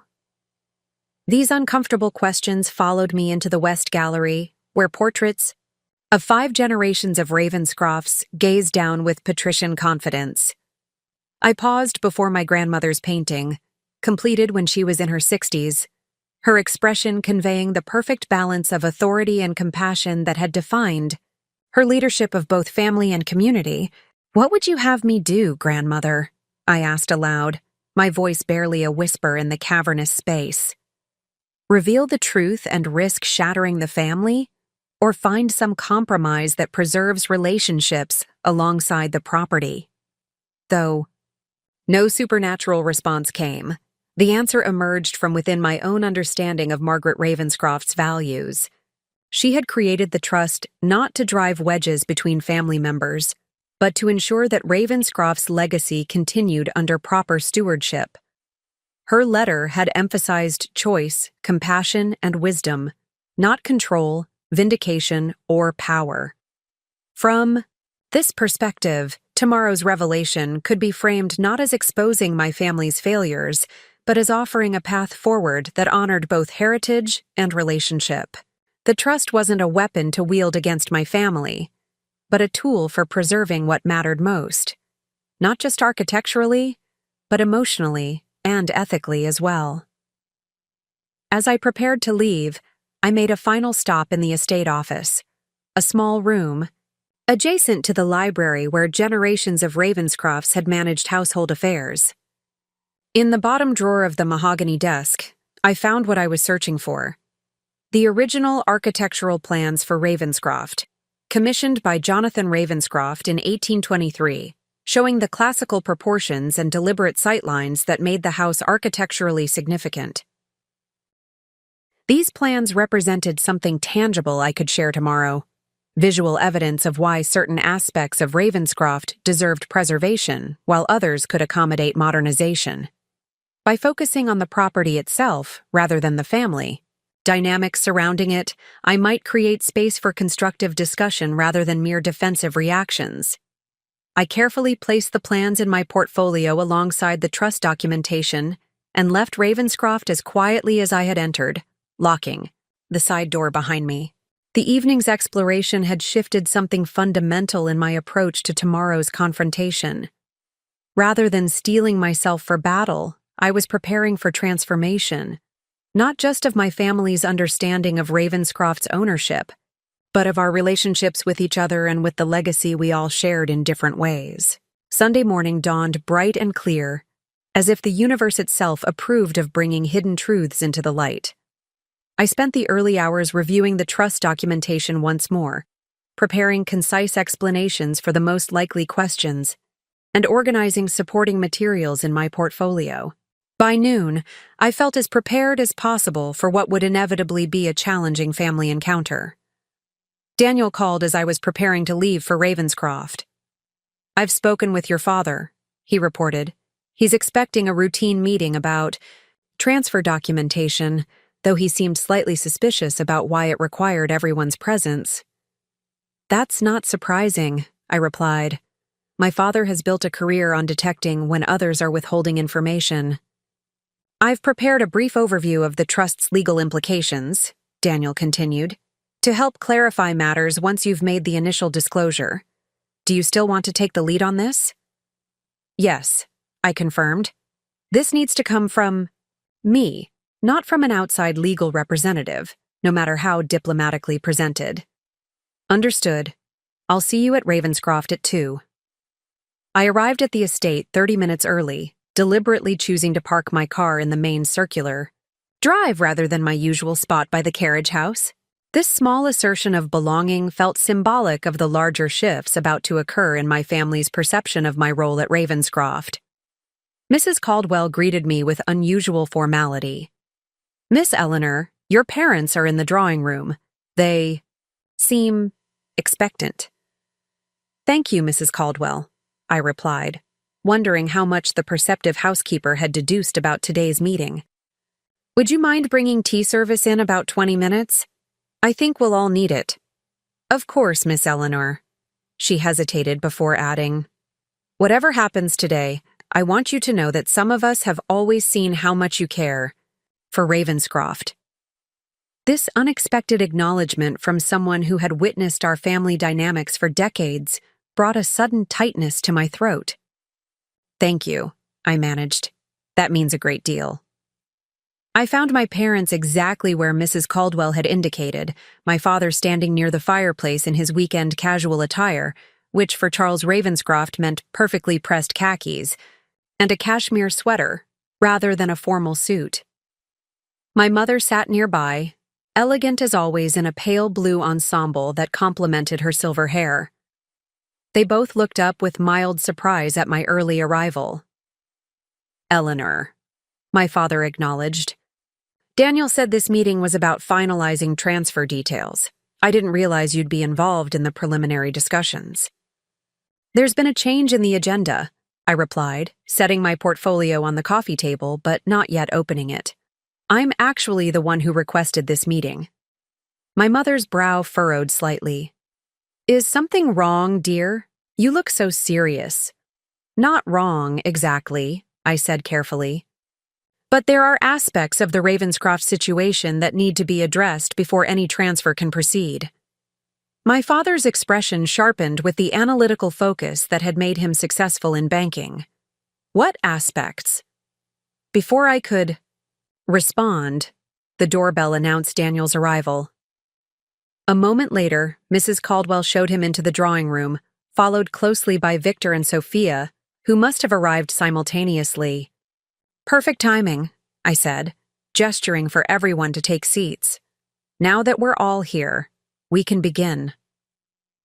Victor glanced between me and Daniel with confusion. "Begin what? I thought this was just about signing preliminary paperwork." "That was the original plan," Daniel confirmed, setting his briefcase beside my portfolio. "However, Eleanor has brought some information to my attention that significantly impacts the Ravenscroft transfer." All eyes turned to me with varying degrees of curiosity, concern, and in my father's case, growing suspicion. The moment had arrived. After a decade of silence, I was about to change my family's understanding of Ravenscroft, and of me, forever. I opened my portfolio and removed the trust documentation, its official seals and legal formatting immediately recognizable to my father's experienced eye. His posture stiffened visibly as I placed the documents on the coffee table. 15 years ago, I began, my voice steady despite my racing heart. "Grandmother Margaret established a trust that holds legal title to Ravenscroft Manor. I have been the sole trustee of this trust since I turned 25. The property transfer you're planning cannot legally proceed because you don't actually own Ravenscroft. You haven't for 15 years. The silence that followed was absolute. The silence that followed my revelation seemed to stretch into eternity. My father stared at the trust documents, his banking experience allowing him to quickly grasp their implications. My mother's hand flew to her throat in a gesture of shock I'd seen countless times throughout my childhood. Victor leaned forward, brow furrowed in confusion that rapidly transformed into disbelief. Sophia remained perfectly still, her interior designer's eye calculating the implications for her renovation plans. "This is impossible," my father finally said, voice dangerously quiet. "Mother would never have done something like this without informing me." "She did inform someone," I replied steadily. "Harriet Winters handled all the legal arrangements. The trust was intentionally kept confidential until circumstances necessitated its disclosure." Daniel cleared his throat. "I've reviewed the documentation thoroughly, Mr. Ravenscroft. The Margaret Ravenscroft Historical Preservation Trust is the legal owner of Ravenscroft Manor. The property was transferred from your parents' names to the trust 15 years ago, with Eleanor named as trustee once she reached 25. My father's face flushed with anger. "This is preposterous. Some kind of mistake or misunderstanding." "There's no mistake," I said, pushing the financial records toward him. "For the past 10 years, I've been paying the mortgage on Ravenscroft, covering property taxes, funding, maintenance and restoration work, all through the trust, which is why you never knew." My mother gasped. "You've been paying the mortgage? But how? Why?" "Because grandmother knew the estate was financially vulnerable," I explained, keeping my voice level. "She understood that you and Dad were struggling to maintain it even 15 years ago, and she foresaw that those challenges would only increase." Victor grabbed the financial records, scanning them with increasing disbelief. "This shows hundreds of thousands of dollars in payments over the years," Where did you get this kind of money? I lived modestly. I invested carefully. I prioritized Ravenscroft over personal luxuries, I said simply. Everything I couldn't cover from my salary, I supplemented with the investment portfolio grandmother left in the trust. My father had begun paging through the trust document, his legal training allowing him to quickly grasp its implications. His expression shifted from disbelief to cold fury. So, you've been secretly controlling Ravenscroft, while letting us believe it was still ours, he said, his voice dangerously quiet, playing us for fools all these years. That's not how I see it, I countered. I've been preserving our family legacy while respecting grandmother's wishes for confidentiality. The trust specified that its existence should remain private unless circumstances required disclosure. Circumstances like us giving the property to Victor, my mother concluded, her voice small. Precisely, Daniel confirmed. Attempting to transfer property you don't legally own necessitated revealing the trust's existence. Victor slammed the financial records onto the table. This is absurd. Dad, there must be some way to challenge this. She can't just swoop in and claim Ravenscroft is hers after we've made plans to take over the estate. It's not about claiming ownership, I corrected him. It's about acknowledging the legal reality that has existed for 15 years. Ravenscroft is held in trust, with me as the trustee responsible for ensuring its preservation. My father turned to Daniel, professional mask dropping to reveal raw anger. You're my attorney. Fix this. Daniel maintained his composure admirably. Mr. Ravenscroft, I'm handling the Ravenscroft transfer on behalf of the firm, but in this situation, I have an ethical obligation to recognize legitimate legal instruments. This trust is valid and binding. You cannot transfer property you don't own. So what happens now? My mother asked, looking between Daniel and me. Does this mean Victor and Sophia can't live at Ravenscroft after all? It was the question I had anticipated, the one that would allow me to shift from revelation to resolution. That depends, I said carefully. The trust gives me authority to determine Ravenscroft's future, but I'm not opposed to Victor and his family living here under certain conditions. Victor laughed bitterly. Conditions? You're going to dictate terms to us about our family home? Our family home, I emphasized. Not yours exclusively. Ravenscroft belongs to the Harrington legacy, which I've been quietly protecting for a decade while you've been building your banking career and planning renovations for property you don't own. What conditions? My father asked, legal mind already calculating potential compromises. I took a deep breath. This was the moment to articulate what I truly wanted, not just for Ravenscroft, but for our family's relationship moving forward. First, acknowledgement of the trust's existence and my role as trustee. No legal challenges or attempts to undermine grandmother's wishes, I began. Second, establishment of a family council to make major decisions about Ravenscroft's maintenance and preservation, with my vote carrying final authority as specified in the trust. I paused, gauging their reactions. My father's expression remained stony, but he was listening. Victor looked mutinous, but contained. My mother simply appeared overwhelmed. Third, I continued, financial transparency. If Victor and Sophia wish to live at Ravenscroft, they must contribute substantially to its upkeep. No more free riding on my contributions while spending lavishly on luxury cars and vacations. How dare you? Victor began, but my father raised a hand to silence him. Continue, Eleanor, he said tersely. Finally, respect for Ravenscroft's historical character. Any renovations or changes must be approved by the family council, with priority given to preserving the estate's architectural integrity and historical significance. My father regarded me with a new calculating expression.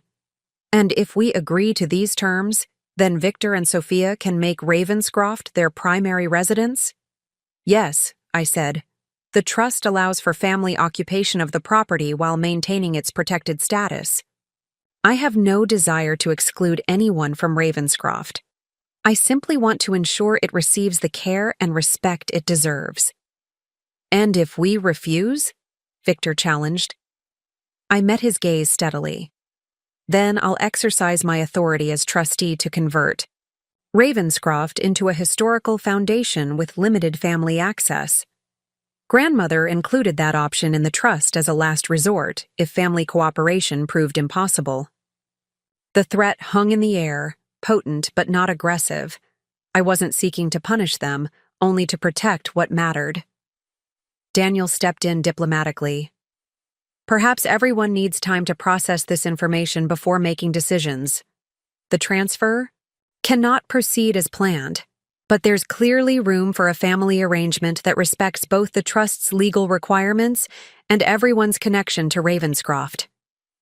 My father stood abruptly.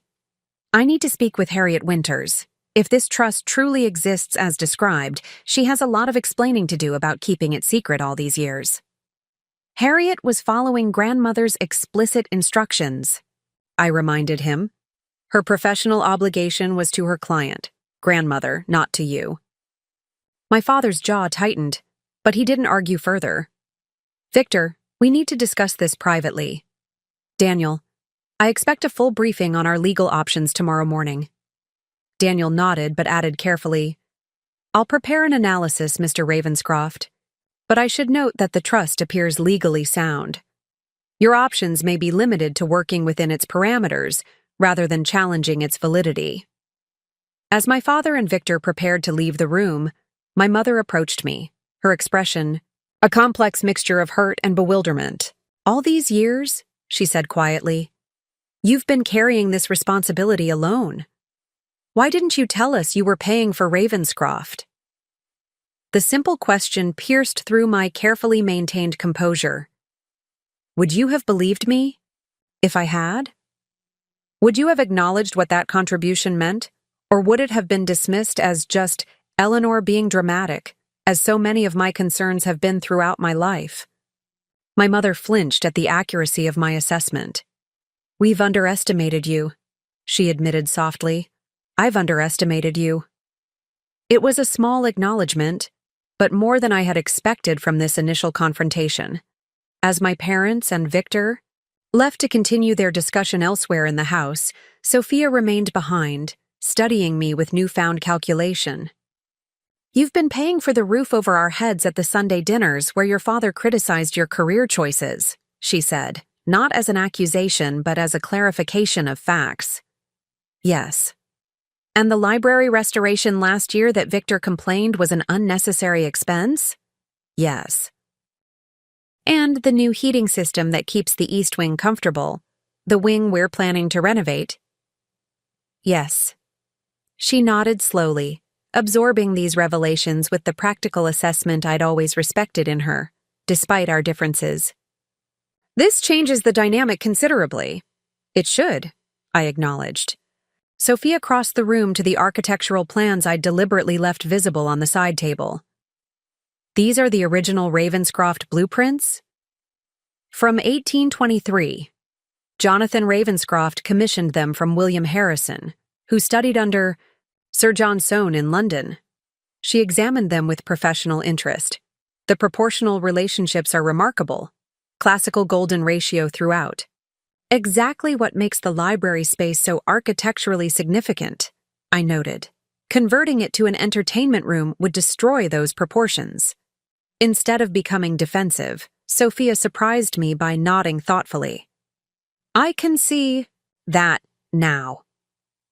The entertainment space could be redesigned for the old billiards room without compromising historical elements. She looked up from the plans. You have expertise I didn't acknowledge. This practical recognition of my professional knowledge, something my family had consistently devalued, was unexpected and genuinely appreciated.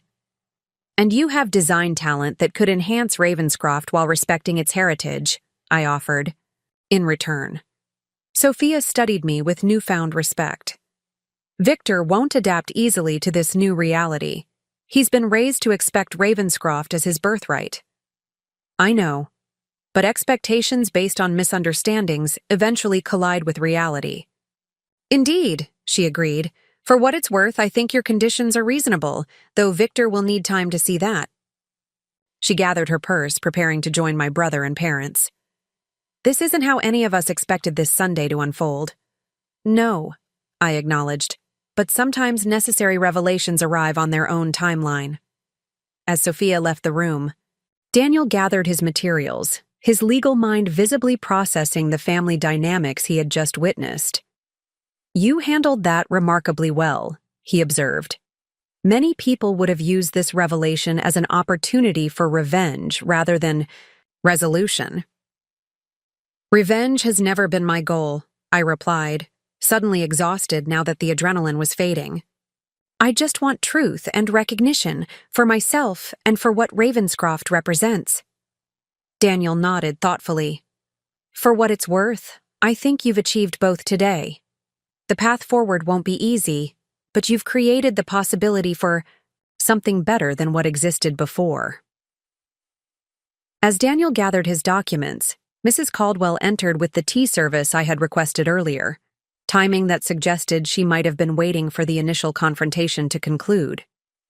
"Shall I leave this, Miss Eleanor?" she asked, setting the silver tray on the side table.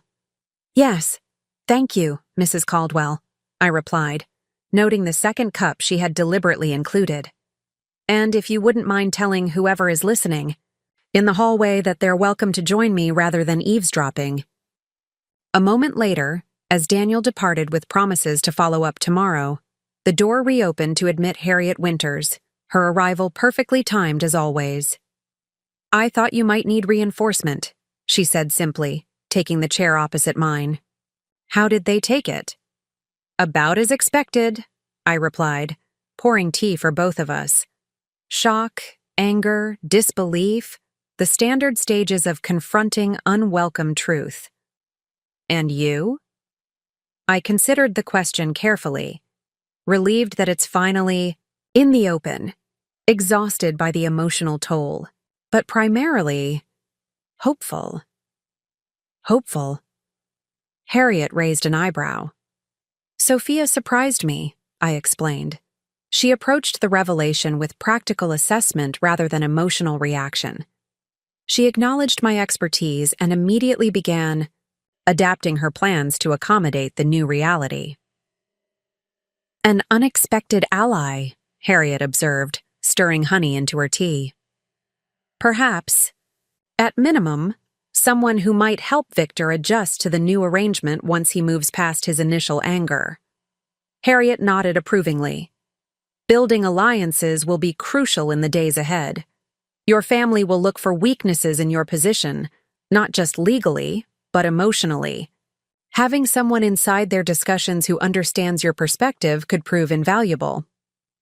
"I hadn't thought of it that way," I admitted. "I've been so focused on preparing for confrontation that I hadn't considered the importance of coalition building." "Margaret understood this principle well," Harriet remarked. "She maintained relationships across competing interests throughout her life. It's how she protected Ravenscroft through multiple financial challenges before establishing the trust." This insight into my grandmother's approach resonated deeply. My revelation today wasn't the end of the process, but merely the beginning of a new phase in Ravenscroft's stewardship, one that would require not just legal authority, but relationship skills I had often neglected while focusing on the property itself. "What would you suggest as my next step?" I asked Harriet, valuing her strategic thinking and decades of experience navigating family dynamics. "Give them space to process today's revelation," she advised. "Then approach each family member individually before any group discussion resumes. Your father will respond to legal and financial realities, your mother to emotional and relationship concerns, Victor to practical questions about his future at Ravenscroft. And Sophia?" "Already moving toward alliance," Harriet observed. "Nurture that connection. Her practical nature makes her a natural bridge between competing perspectives." As we finished our tea, I felt a renewed sense of purpose. The truth about Ravenscroft was finally in the open, creating possibility for authentic relationship in place of the illusions and assumptions that had defined our family interactions for years. The path forward wouldn't be easy, but for the first time, it would be based on reality rather than misconception. Grandmother would be pleased, I said softly, glancing at her portrait above the fireplace.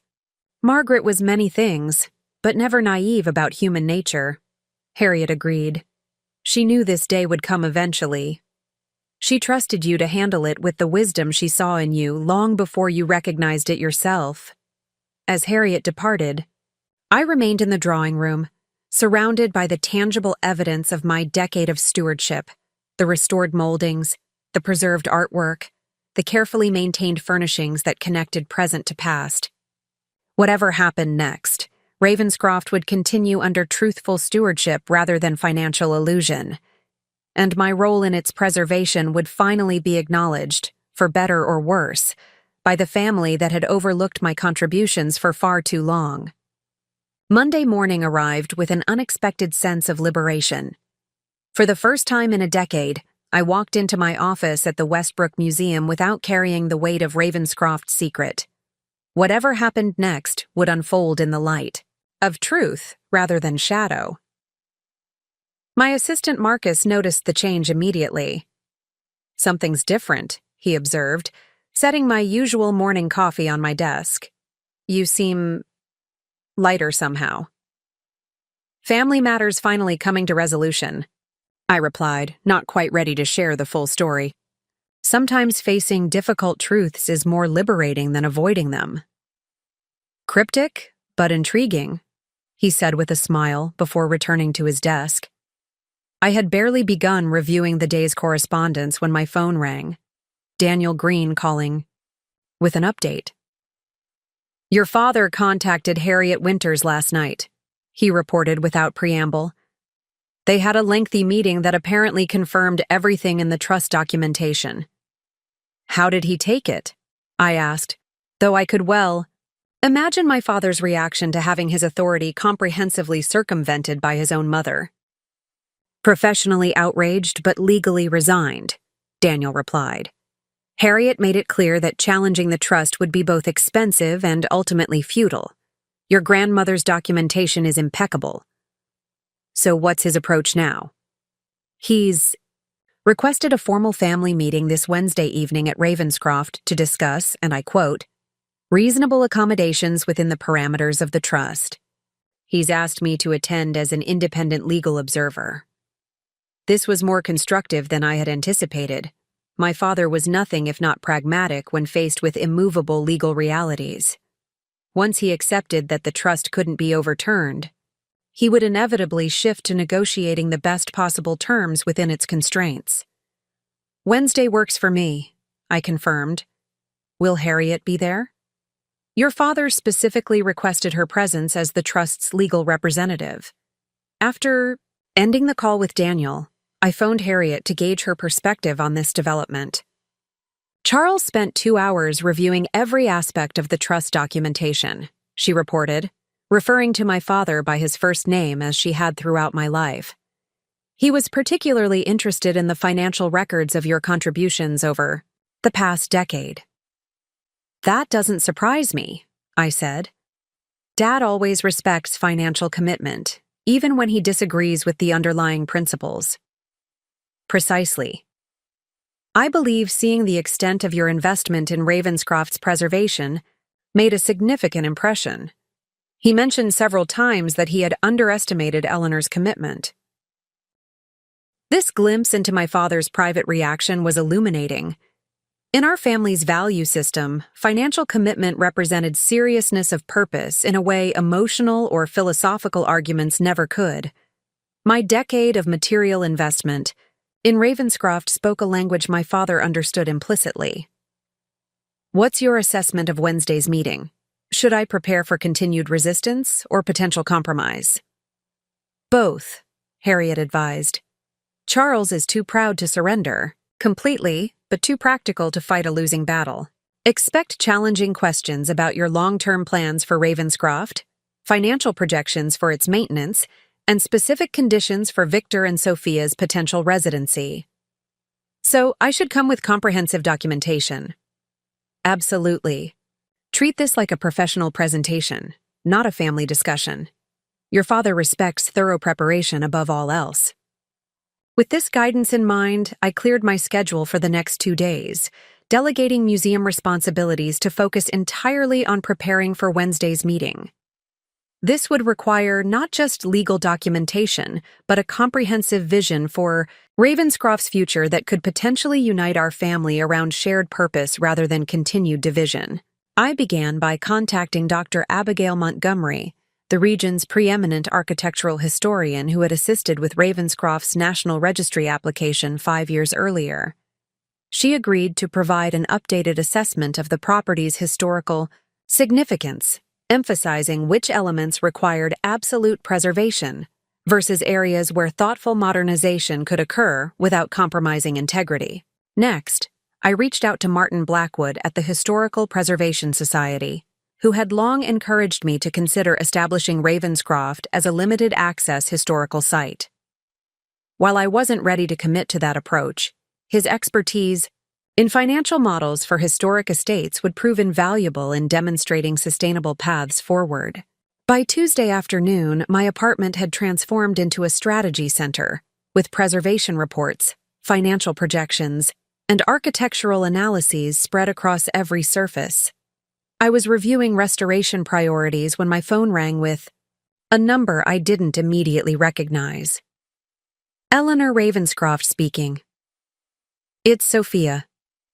My brother's wife's distinctive voice carried none of its usual polished confidence. Do you have time to meet today? Just the two of us?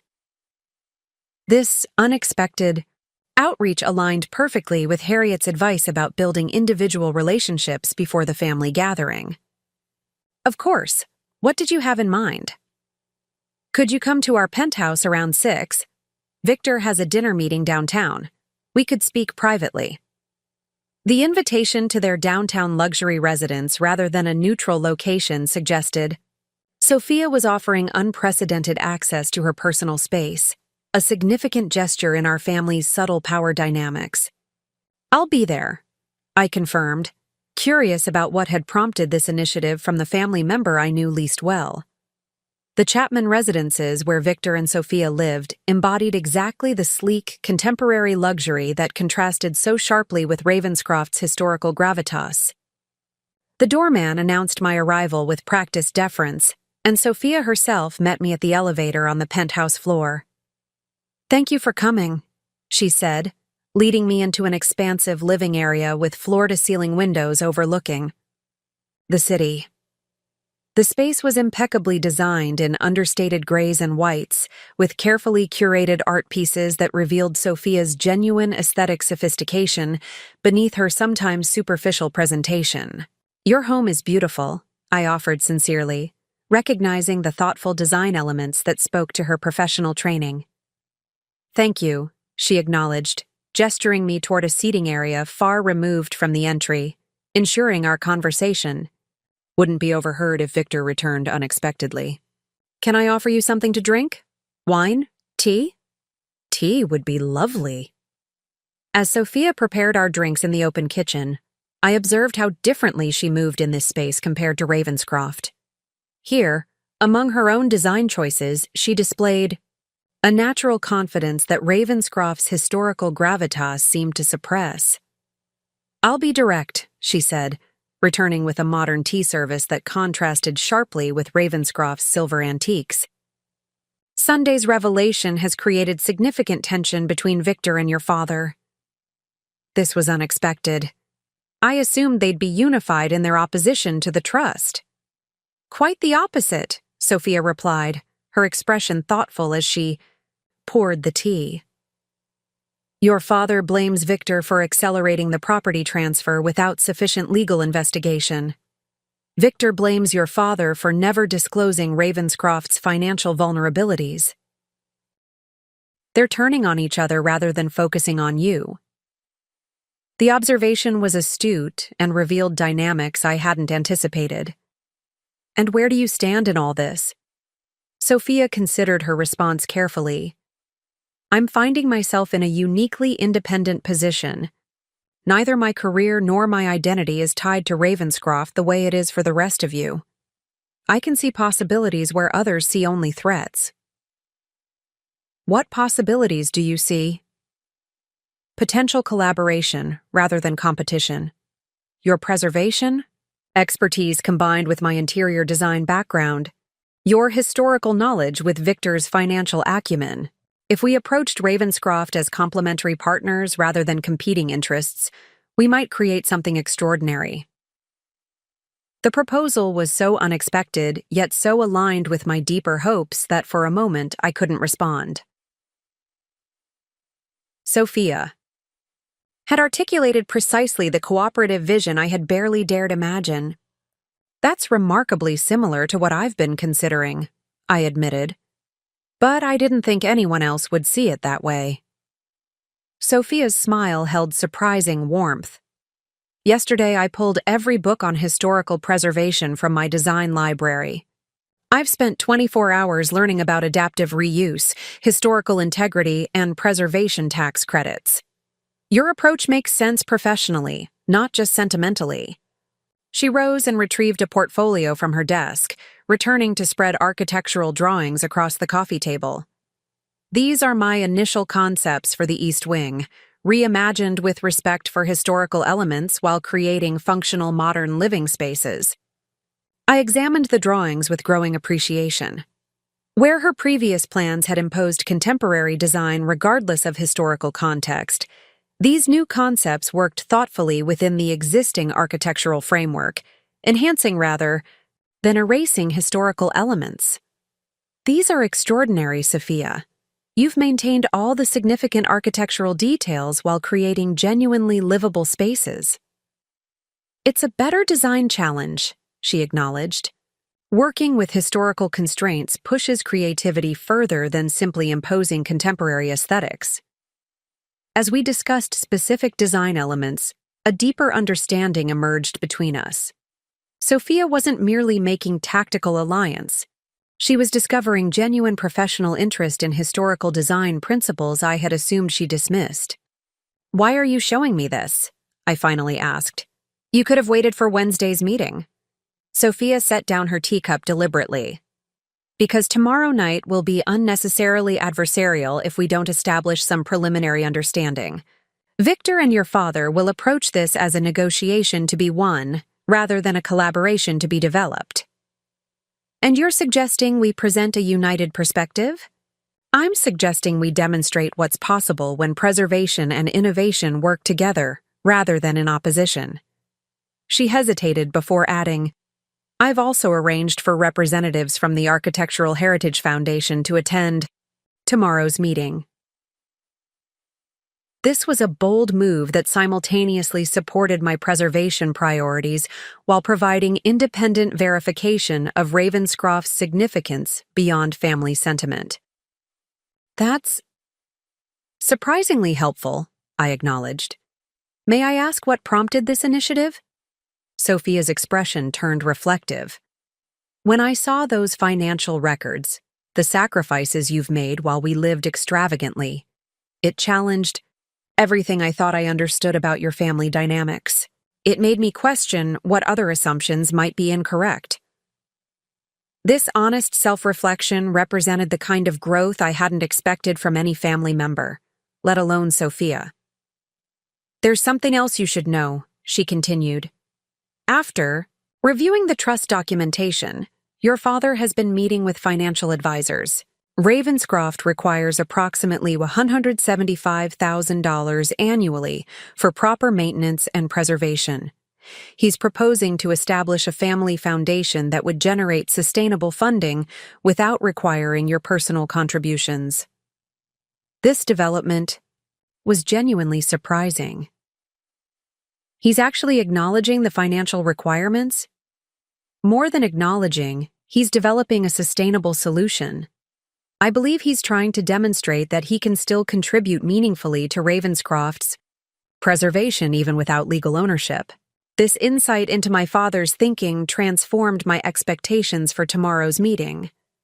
Rather than preparing for continued resistance, I needed to prepare for unexpected collaboration on terms I hadn't anticipated. "Thank you for sharing this," I said sincerely. "You've given me crucial perspective for tomorrow's discussion." As I prepared to leave, Sophia handed me a flash drive.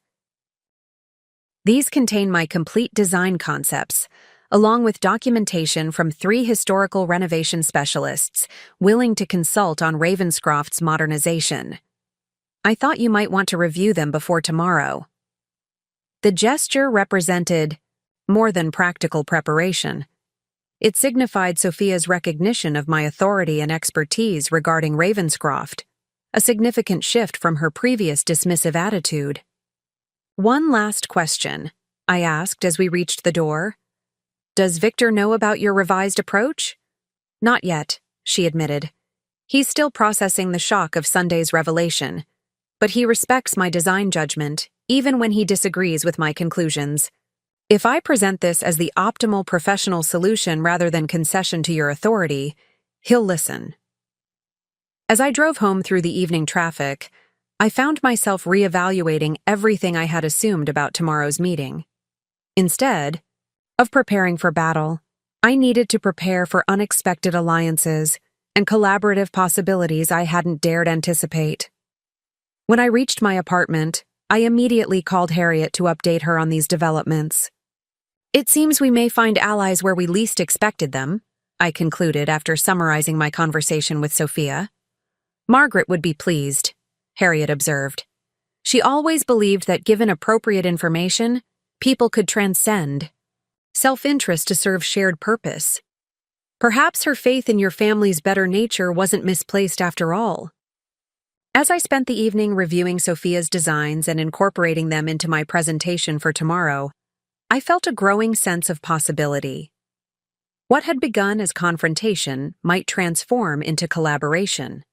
What had started as painful revelation might evolve into family renewal based on truth rather than illusion. Whatever happened tomorrow, I would enter the meeting not only with legal authority and financial documentation, but with unexpected allies and collaborative proposals that might bridge divides I had long considered unbridgeable. The path forward was becoming clearer, not without challenges, but with genuine possibility for resolution that honored both Ravenscroft's legacy and our family's future. Wednesday arrived with the crystalline clarity that often follows major life decisions. After reviewing all my documentation one final time, I arrived at the Westbrook Museum earlier than usual to finalize my presentation materials for the evening's meeting. The museum's conservation lab provided the perfect environment for organizing the historical assessments, financial projections, and architectural analyses that would form the foundation of my proposal. Dr. Montgomery had delivered her comprehensive assessment of Ravenscroft's historical significance late the previous evening, a meticulous room-by-room evaluation identifying critical preservation priorities versus areas where thoughtful modernization could occur. Martin Blackwood's financial sustainability models provided multiple pathways for maintaining Ravenscroft's integrity while accommodating family use. Combined with Sophia's innovative design concepts, these resources created a compelling vision for Ravenscroft's future that respected both its historical significance and its role as a family legacy. As I organized these materials, my office door opened to admit Marcus, carrying not just my usual morning coffee but a small wrapped package. "Special delivery," he announced, placing both on my desk. "Courier brought this moments ago. Signature required, so it must be important." The package bore Harriet's law firm's embossed logo. Inside, I discovered a small leather-bound volume with a note in Harriet's distinctive handwriting. "Eleanor, this belonged to your grandmother. She requested I give it to you when Eleanor finally claims her rightful place at Ravenscroft. I believe today qualifies. With confidence, Harriet." The book was Margaret Ravenscroft's personal journal from 1972, the year she had successfully prevented Ravenscroft's surrounding lands from being sold for commercial development, despite my grandfather's financial pressures to liquidate the assets. It represented her first major battle for Ravenscroft's preservation, long before establishing the trust that would eventually secure its future. Opening it to a marked page, I found an entry that seemed written specifically for this moment. June 18, 1972. The board voted today to designate Ravenscroft's eastern acreage as protected wetlands, effectively preventing Edward's development plans. He is furious with me, seeing only the immediate financial loss rather than the long-term preservation of Ravenscroft's environmental integrity. When protecting something of genuine value, one must be prepared to be momentarily misunderstood by those focused on immediate gain rather than lasting legacy. The hardest battles are rarely between good and evil, but between short-term benefit and long-term stewardship. These conflicts require not just courage, but patience, compassion for opposing perspectives, and unwavering commitment to the deeper purpose beneath surface disagreements. I do not fight Edward. I fight for Ravenscroft, for future generations who will walk these grounds and find connection to something larger than themselves. May they forgive our short-sighted impulses and honor our better intentions. My grandmother's words, written nearly 50 years earlier, spoke directly to my current situation with uncanny precision. Her perspective reinforced my approach to the evening's meeting, focusing not on winning a family conflict, but on securing Ravenscroft's long-term prosperity and preservation. The day passed with unexpected swiftness as I finalized preparations, while maintaining my museum responsibilities. At 4:30, I left the Westbrook, stopping briefly at my apartment to change into a navy suit that projected professional authority while honoring the Ravenscroft tradition of understated elegance. Before departing for the estate, I received an unexpected text from Daniel Green. Fascinating developments. Your father has requested financial advisors attend tonight's meeting. Arriving early to review their proposals. Positive indicator. This further confirmed Sophia's insight about my father's constructive approach, reinforcing my decision to prepare for collaboration rather than confrontation. I gathered my materials, including my grandmother's journal, and drove toward Ravenscroft with determined optimism. The evening sky glowed with spectacular sunset colors as I approached the estate, nature itself seeming to acknowledge the significance of the moment. Rather than my usual side entrance, I deliberately parked beside Harriet's car in the main circular drive, claiming my rightful place as Ravenscroft's trustee. Mrs. Caldwell greeted me at the door with quiet dignity. "They're gathered in the library, Miss Eleanor. Mr. Winters arrived 10 minutes ago with the financial advisors. Miss Sophia and Mr. Victor just arrived. Your parents are with Mr. Green in your father's study, reviewing documents." "Thank you." "Mrs. Caldwell, would you mind arranging coffee service in about 30 minutes? I suspect we'll need it." "Already prepared, Miss Eleanor. And I've taken the liberty of setting out the Ravenscroft historical documents in the library display case, the ones you had preserved last year. I thought they might provide helpful context for tonight's discussions."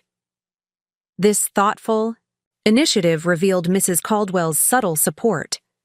As the person who had maintained Ravenscroft's daily operations for decades, her perspective carried significant moral authority within the household, even if rarely acknowledged. Perfect. Thank you. I made my way to the library, pausing briefly to center myself before entering.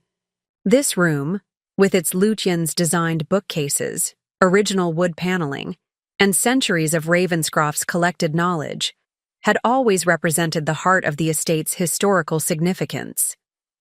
It was fitting that our family's future would be determined here, surrounded by tangible reminders of our legacy.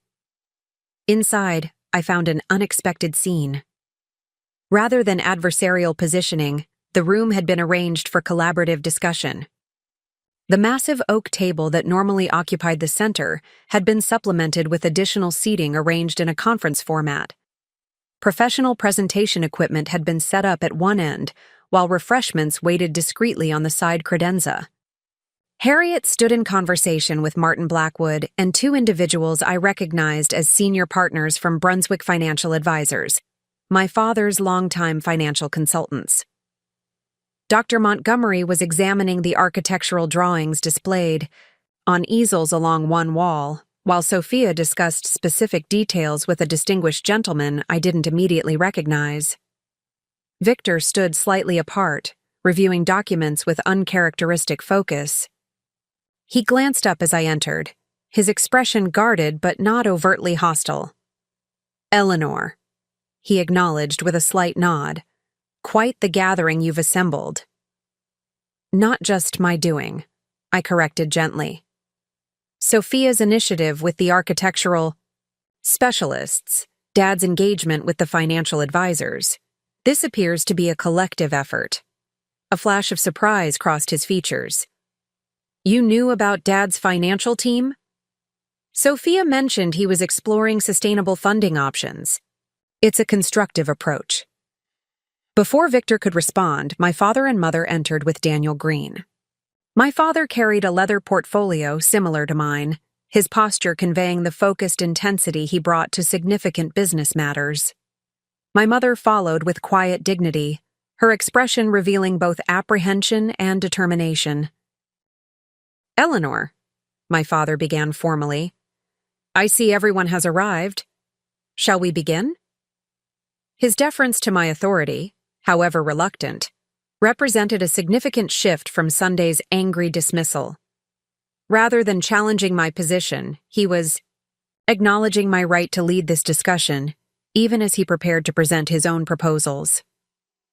"Thank you all for coming," I addressed the assembled group, moving to the position at the head of the table that had traditionally been my father's. "Before we begin formal presentations, I'd like to clarify the purpose of tonight's meeting." All eyes focused on me with varying degrees of curiosity, assessment, and in Dr. Montgomery's case, professional approval. We're gathered to determine Ravenscroft's future governance and preservation within the parameters established by my grandmother's trust. This isn't merely a legal discussion, but a family conversation about shared values, responsibilities, and vision. I opened my portfolio and removed my grandmother's journal, placing it deliberately on the table. Earlier today, I received this, Margaret Ravenscroft's personal journal from 1972, when she fought her first major battle for Ravenscroft's preservation. Her perspective reinforces what I believe should guide our discussion. Focus on Ravenscroft's long-term welfare rather than short-term interests or personal authority. My father's expression shifted with genuine interest. "Mother's journal? I wasn't aware it had been preserved." "Harriet has maintained it in safekeeping," I explained, "as she did the trust documentation, awaiting the appropriate moment for its revelation." I turned to address the entire group. "I propose we structure tonight's discussion in 3 parts. First, establishing shared understanding of Ravenscroft's historical and architectural significance. Second, addressing financial requirements for its sustainable preservation. Third, developing a governance structure that respects both the trust's legal parameters and our family's continued connection to the estate. No one objected to this framework, allowing me to continue with growing confidence. "Dr. Montgomery, would you begin by presenting your assessment of Ravenscroft's historical significance?" For the next 20 minutes, Dr. Montgomery detailed Ravenscroft's architectural importance with scholarly precision and practical clarity. Using photographs, historical documents, and architectural analysis, she identified the elements that made Ravenscroft culturally significant beyond our family's personal attachment. Its rare Georgian federal transitional architecture, the documented connection to prominent early American craftsmen, and its exceptional state of preservation compared to similar estates of its period. "What's particularly remarkable about Ravenscroft," she concluded, "is not just its historical features, but the exceptional maintenance of those elements. unlike many historic properties that have suffered degradation through neglect or inappropriate modernization. Ravenscroft has been preserved with extraordinary attention to authentic detail. My mother spoke unexpectedly. We have Eleanor to thank for that attention to detail. Long before the trust revelation, she was the one who researched appropriate restoration methods, identified period-appropriate materials, and insisted on historical accuracy when everyone else prioritized convenience. This acknowledgement of my long-standing commitment to Ravenscroft's preservation, coming from my mother rather than an outside expert, carried particular emotional weight. My father nodded in reluctant agreement, while Victor studied me with what appeared to be dawning recognition. Which brings us to the financial requirements for maintaining this level of historical integrity. I transitioned smoothly. Martin Blackwood from the Historical Preservation Society has prepared a comprehensive analysis of Ravenscroft's maintenance requirements and potential funding models. Martin's presentation provided detailed financial projections that confirmed what I had been silently addressing for years. Ravenscroft required approximately $175,000 annually for basic maintenance, with additional funds needed for ongoing restoration projects and emergency repairs. His matter-of-fact presentation transformed what had been my private burden into objective reality that everyone present could understand and evaluate. Up next, you've got two more standout stories right on your screen. If this one hit the mark, you won't want to pass these up. Just click and check them out. And don't forget to subscribe and turn on the notification bell so you don't miss any upload from us.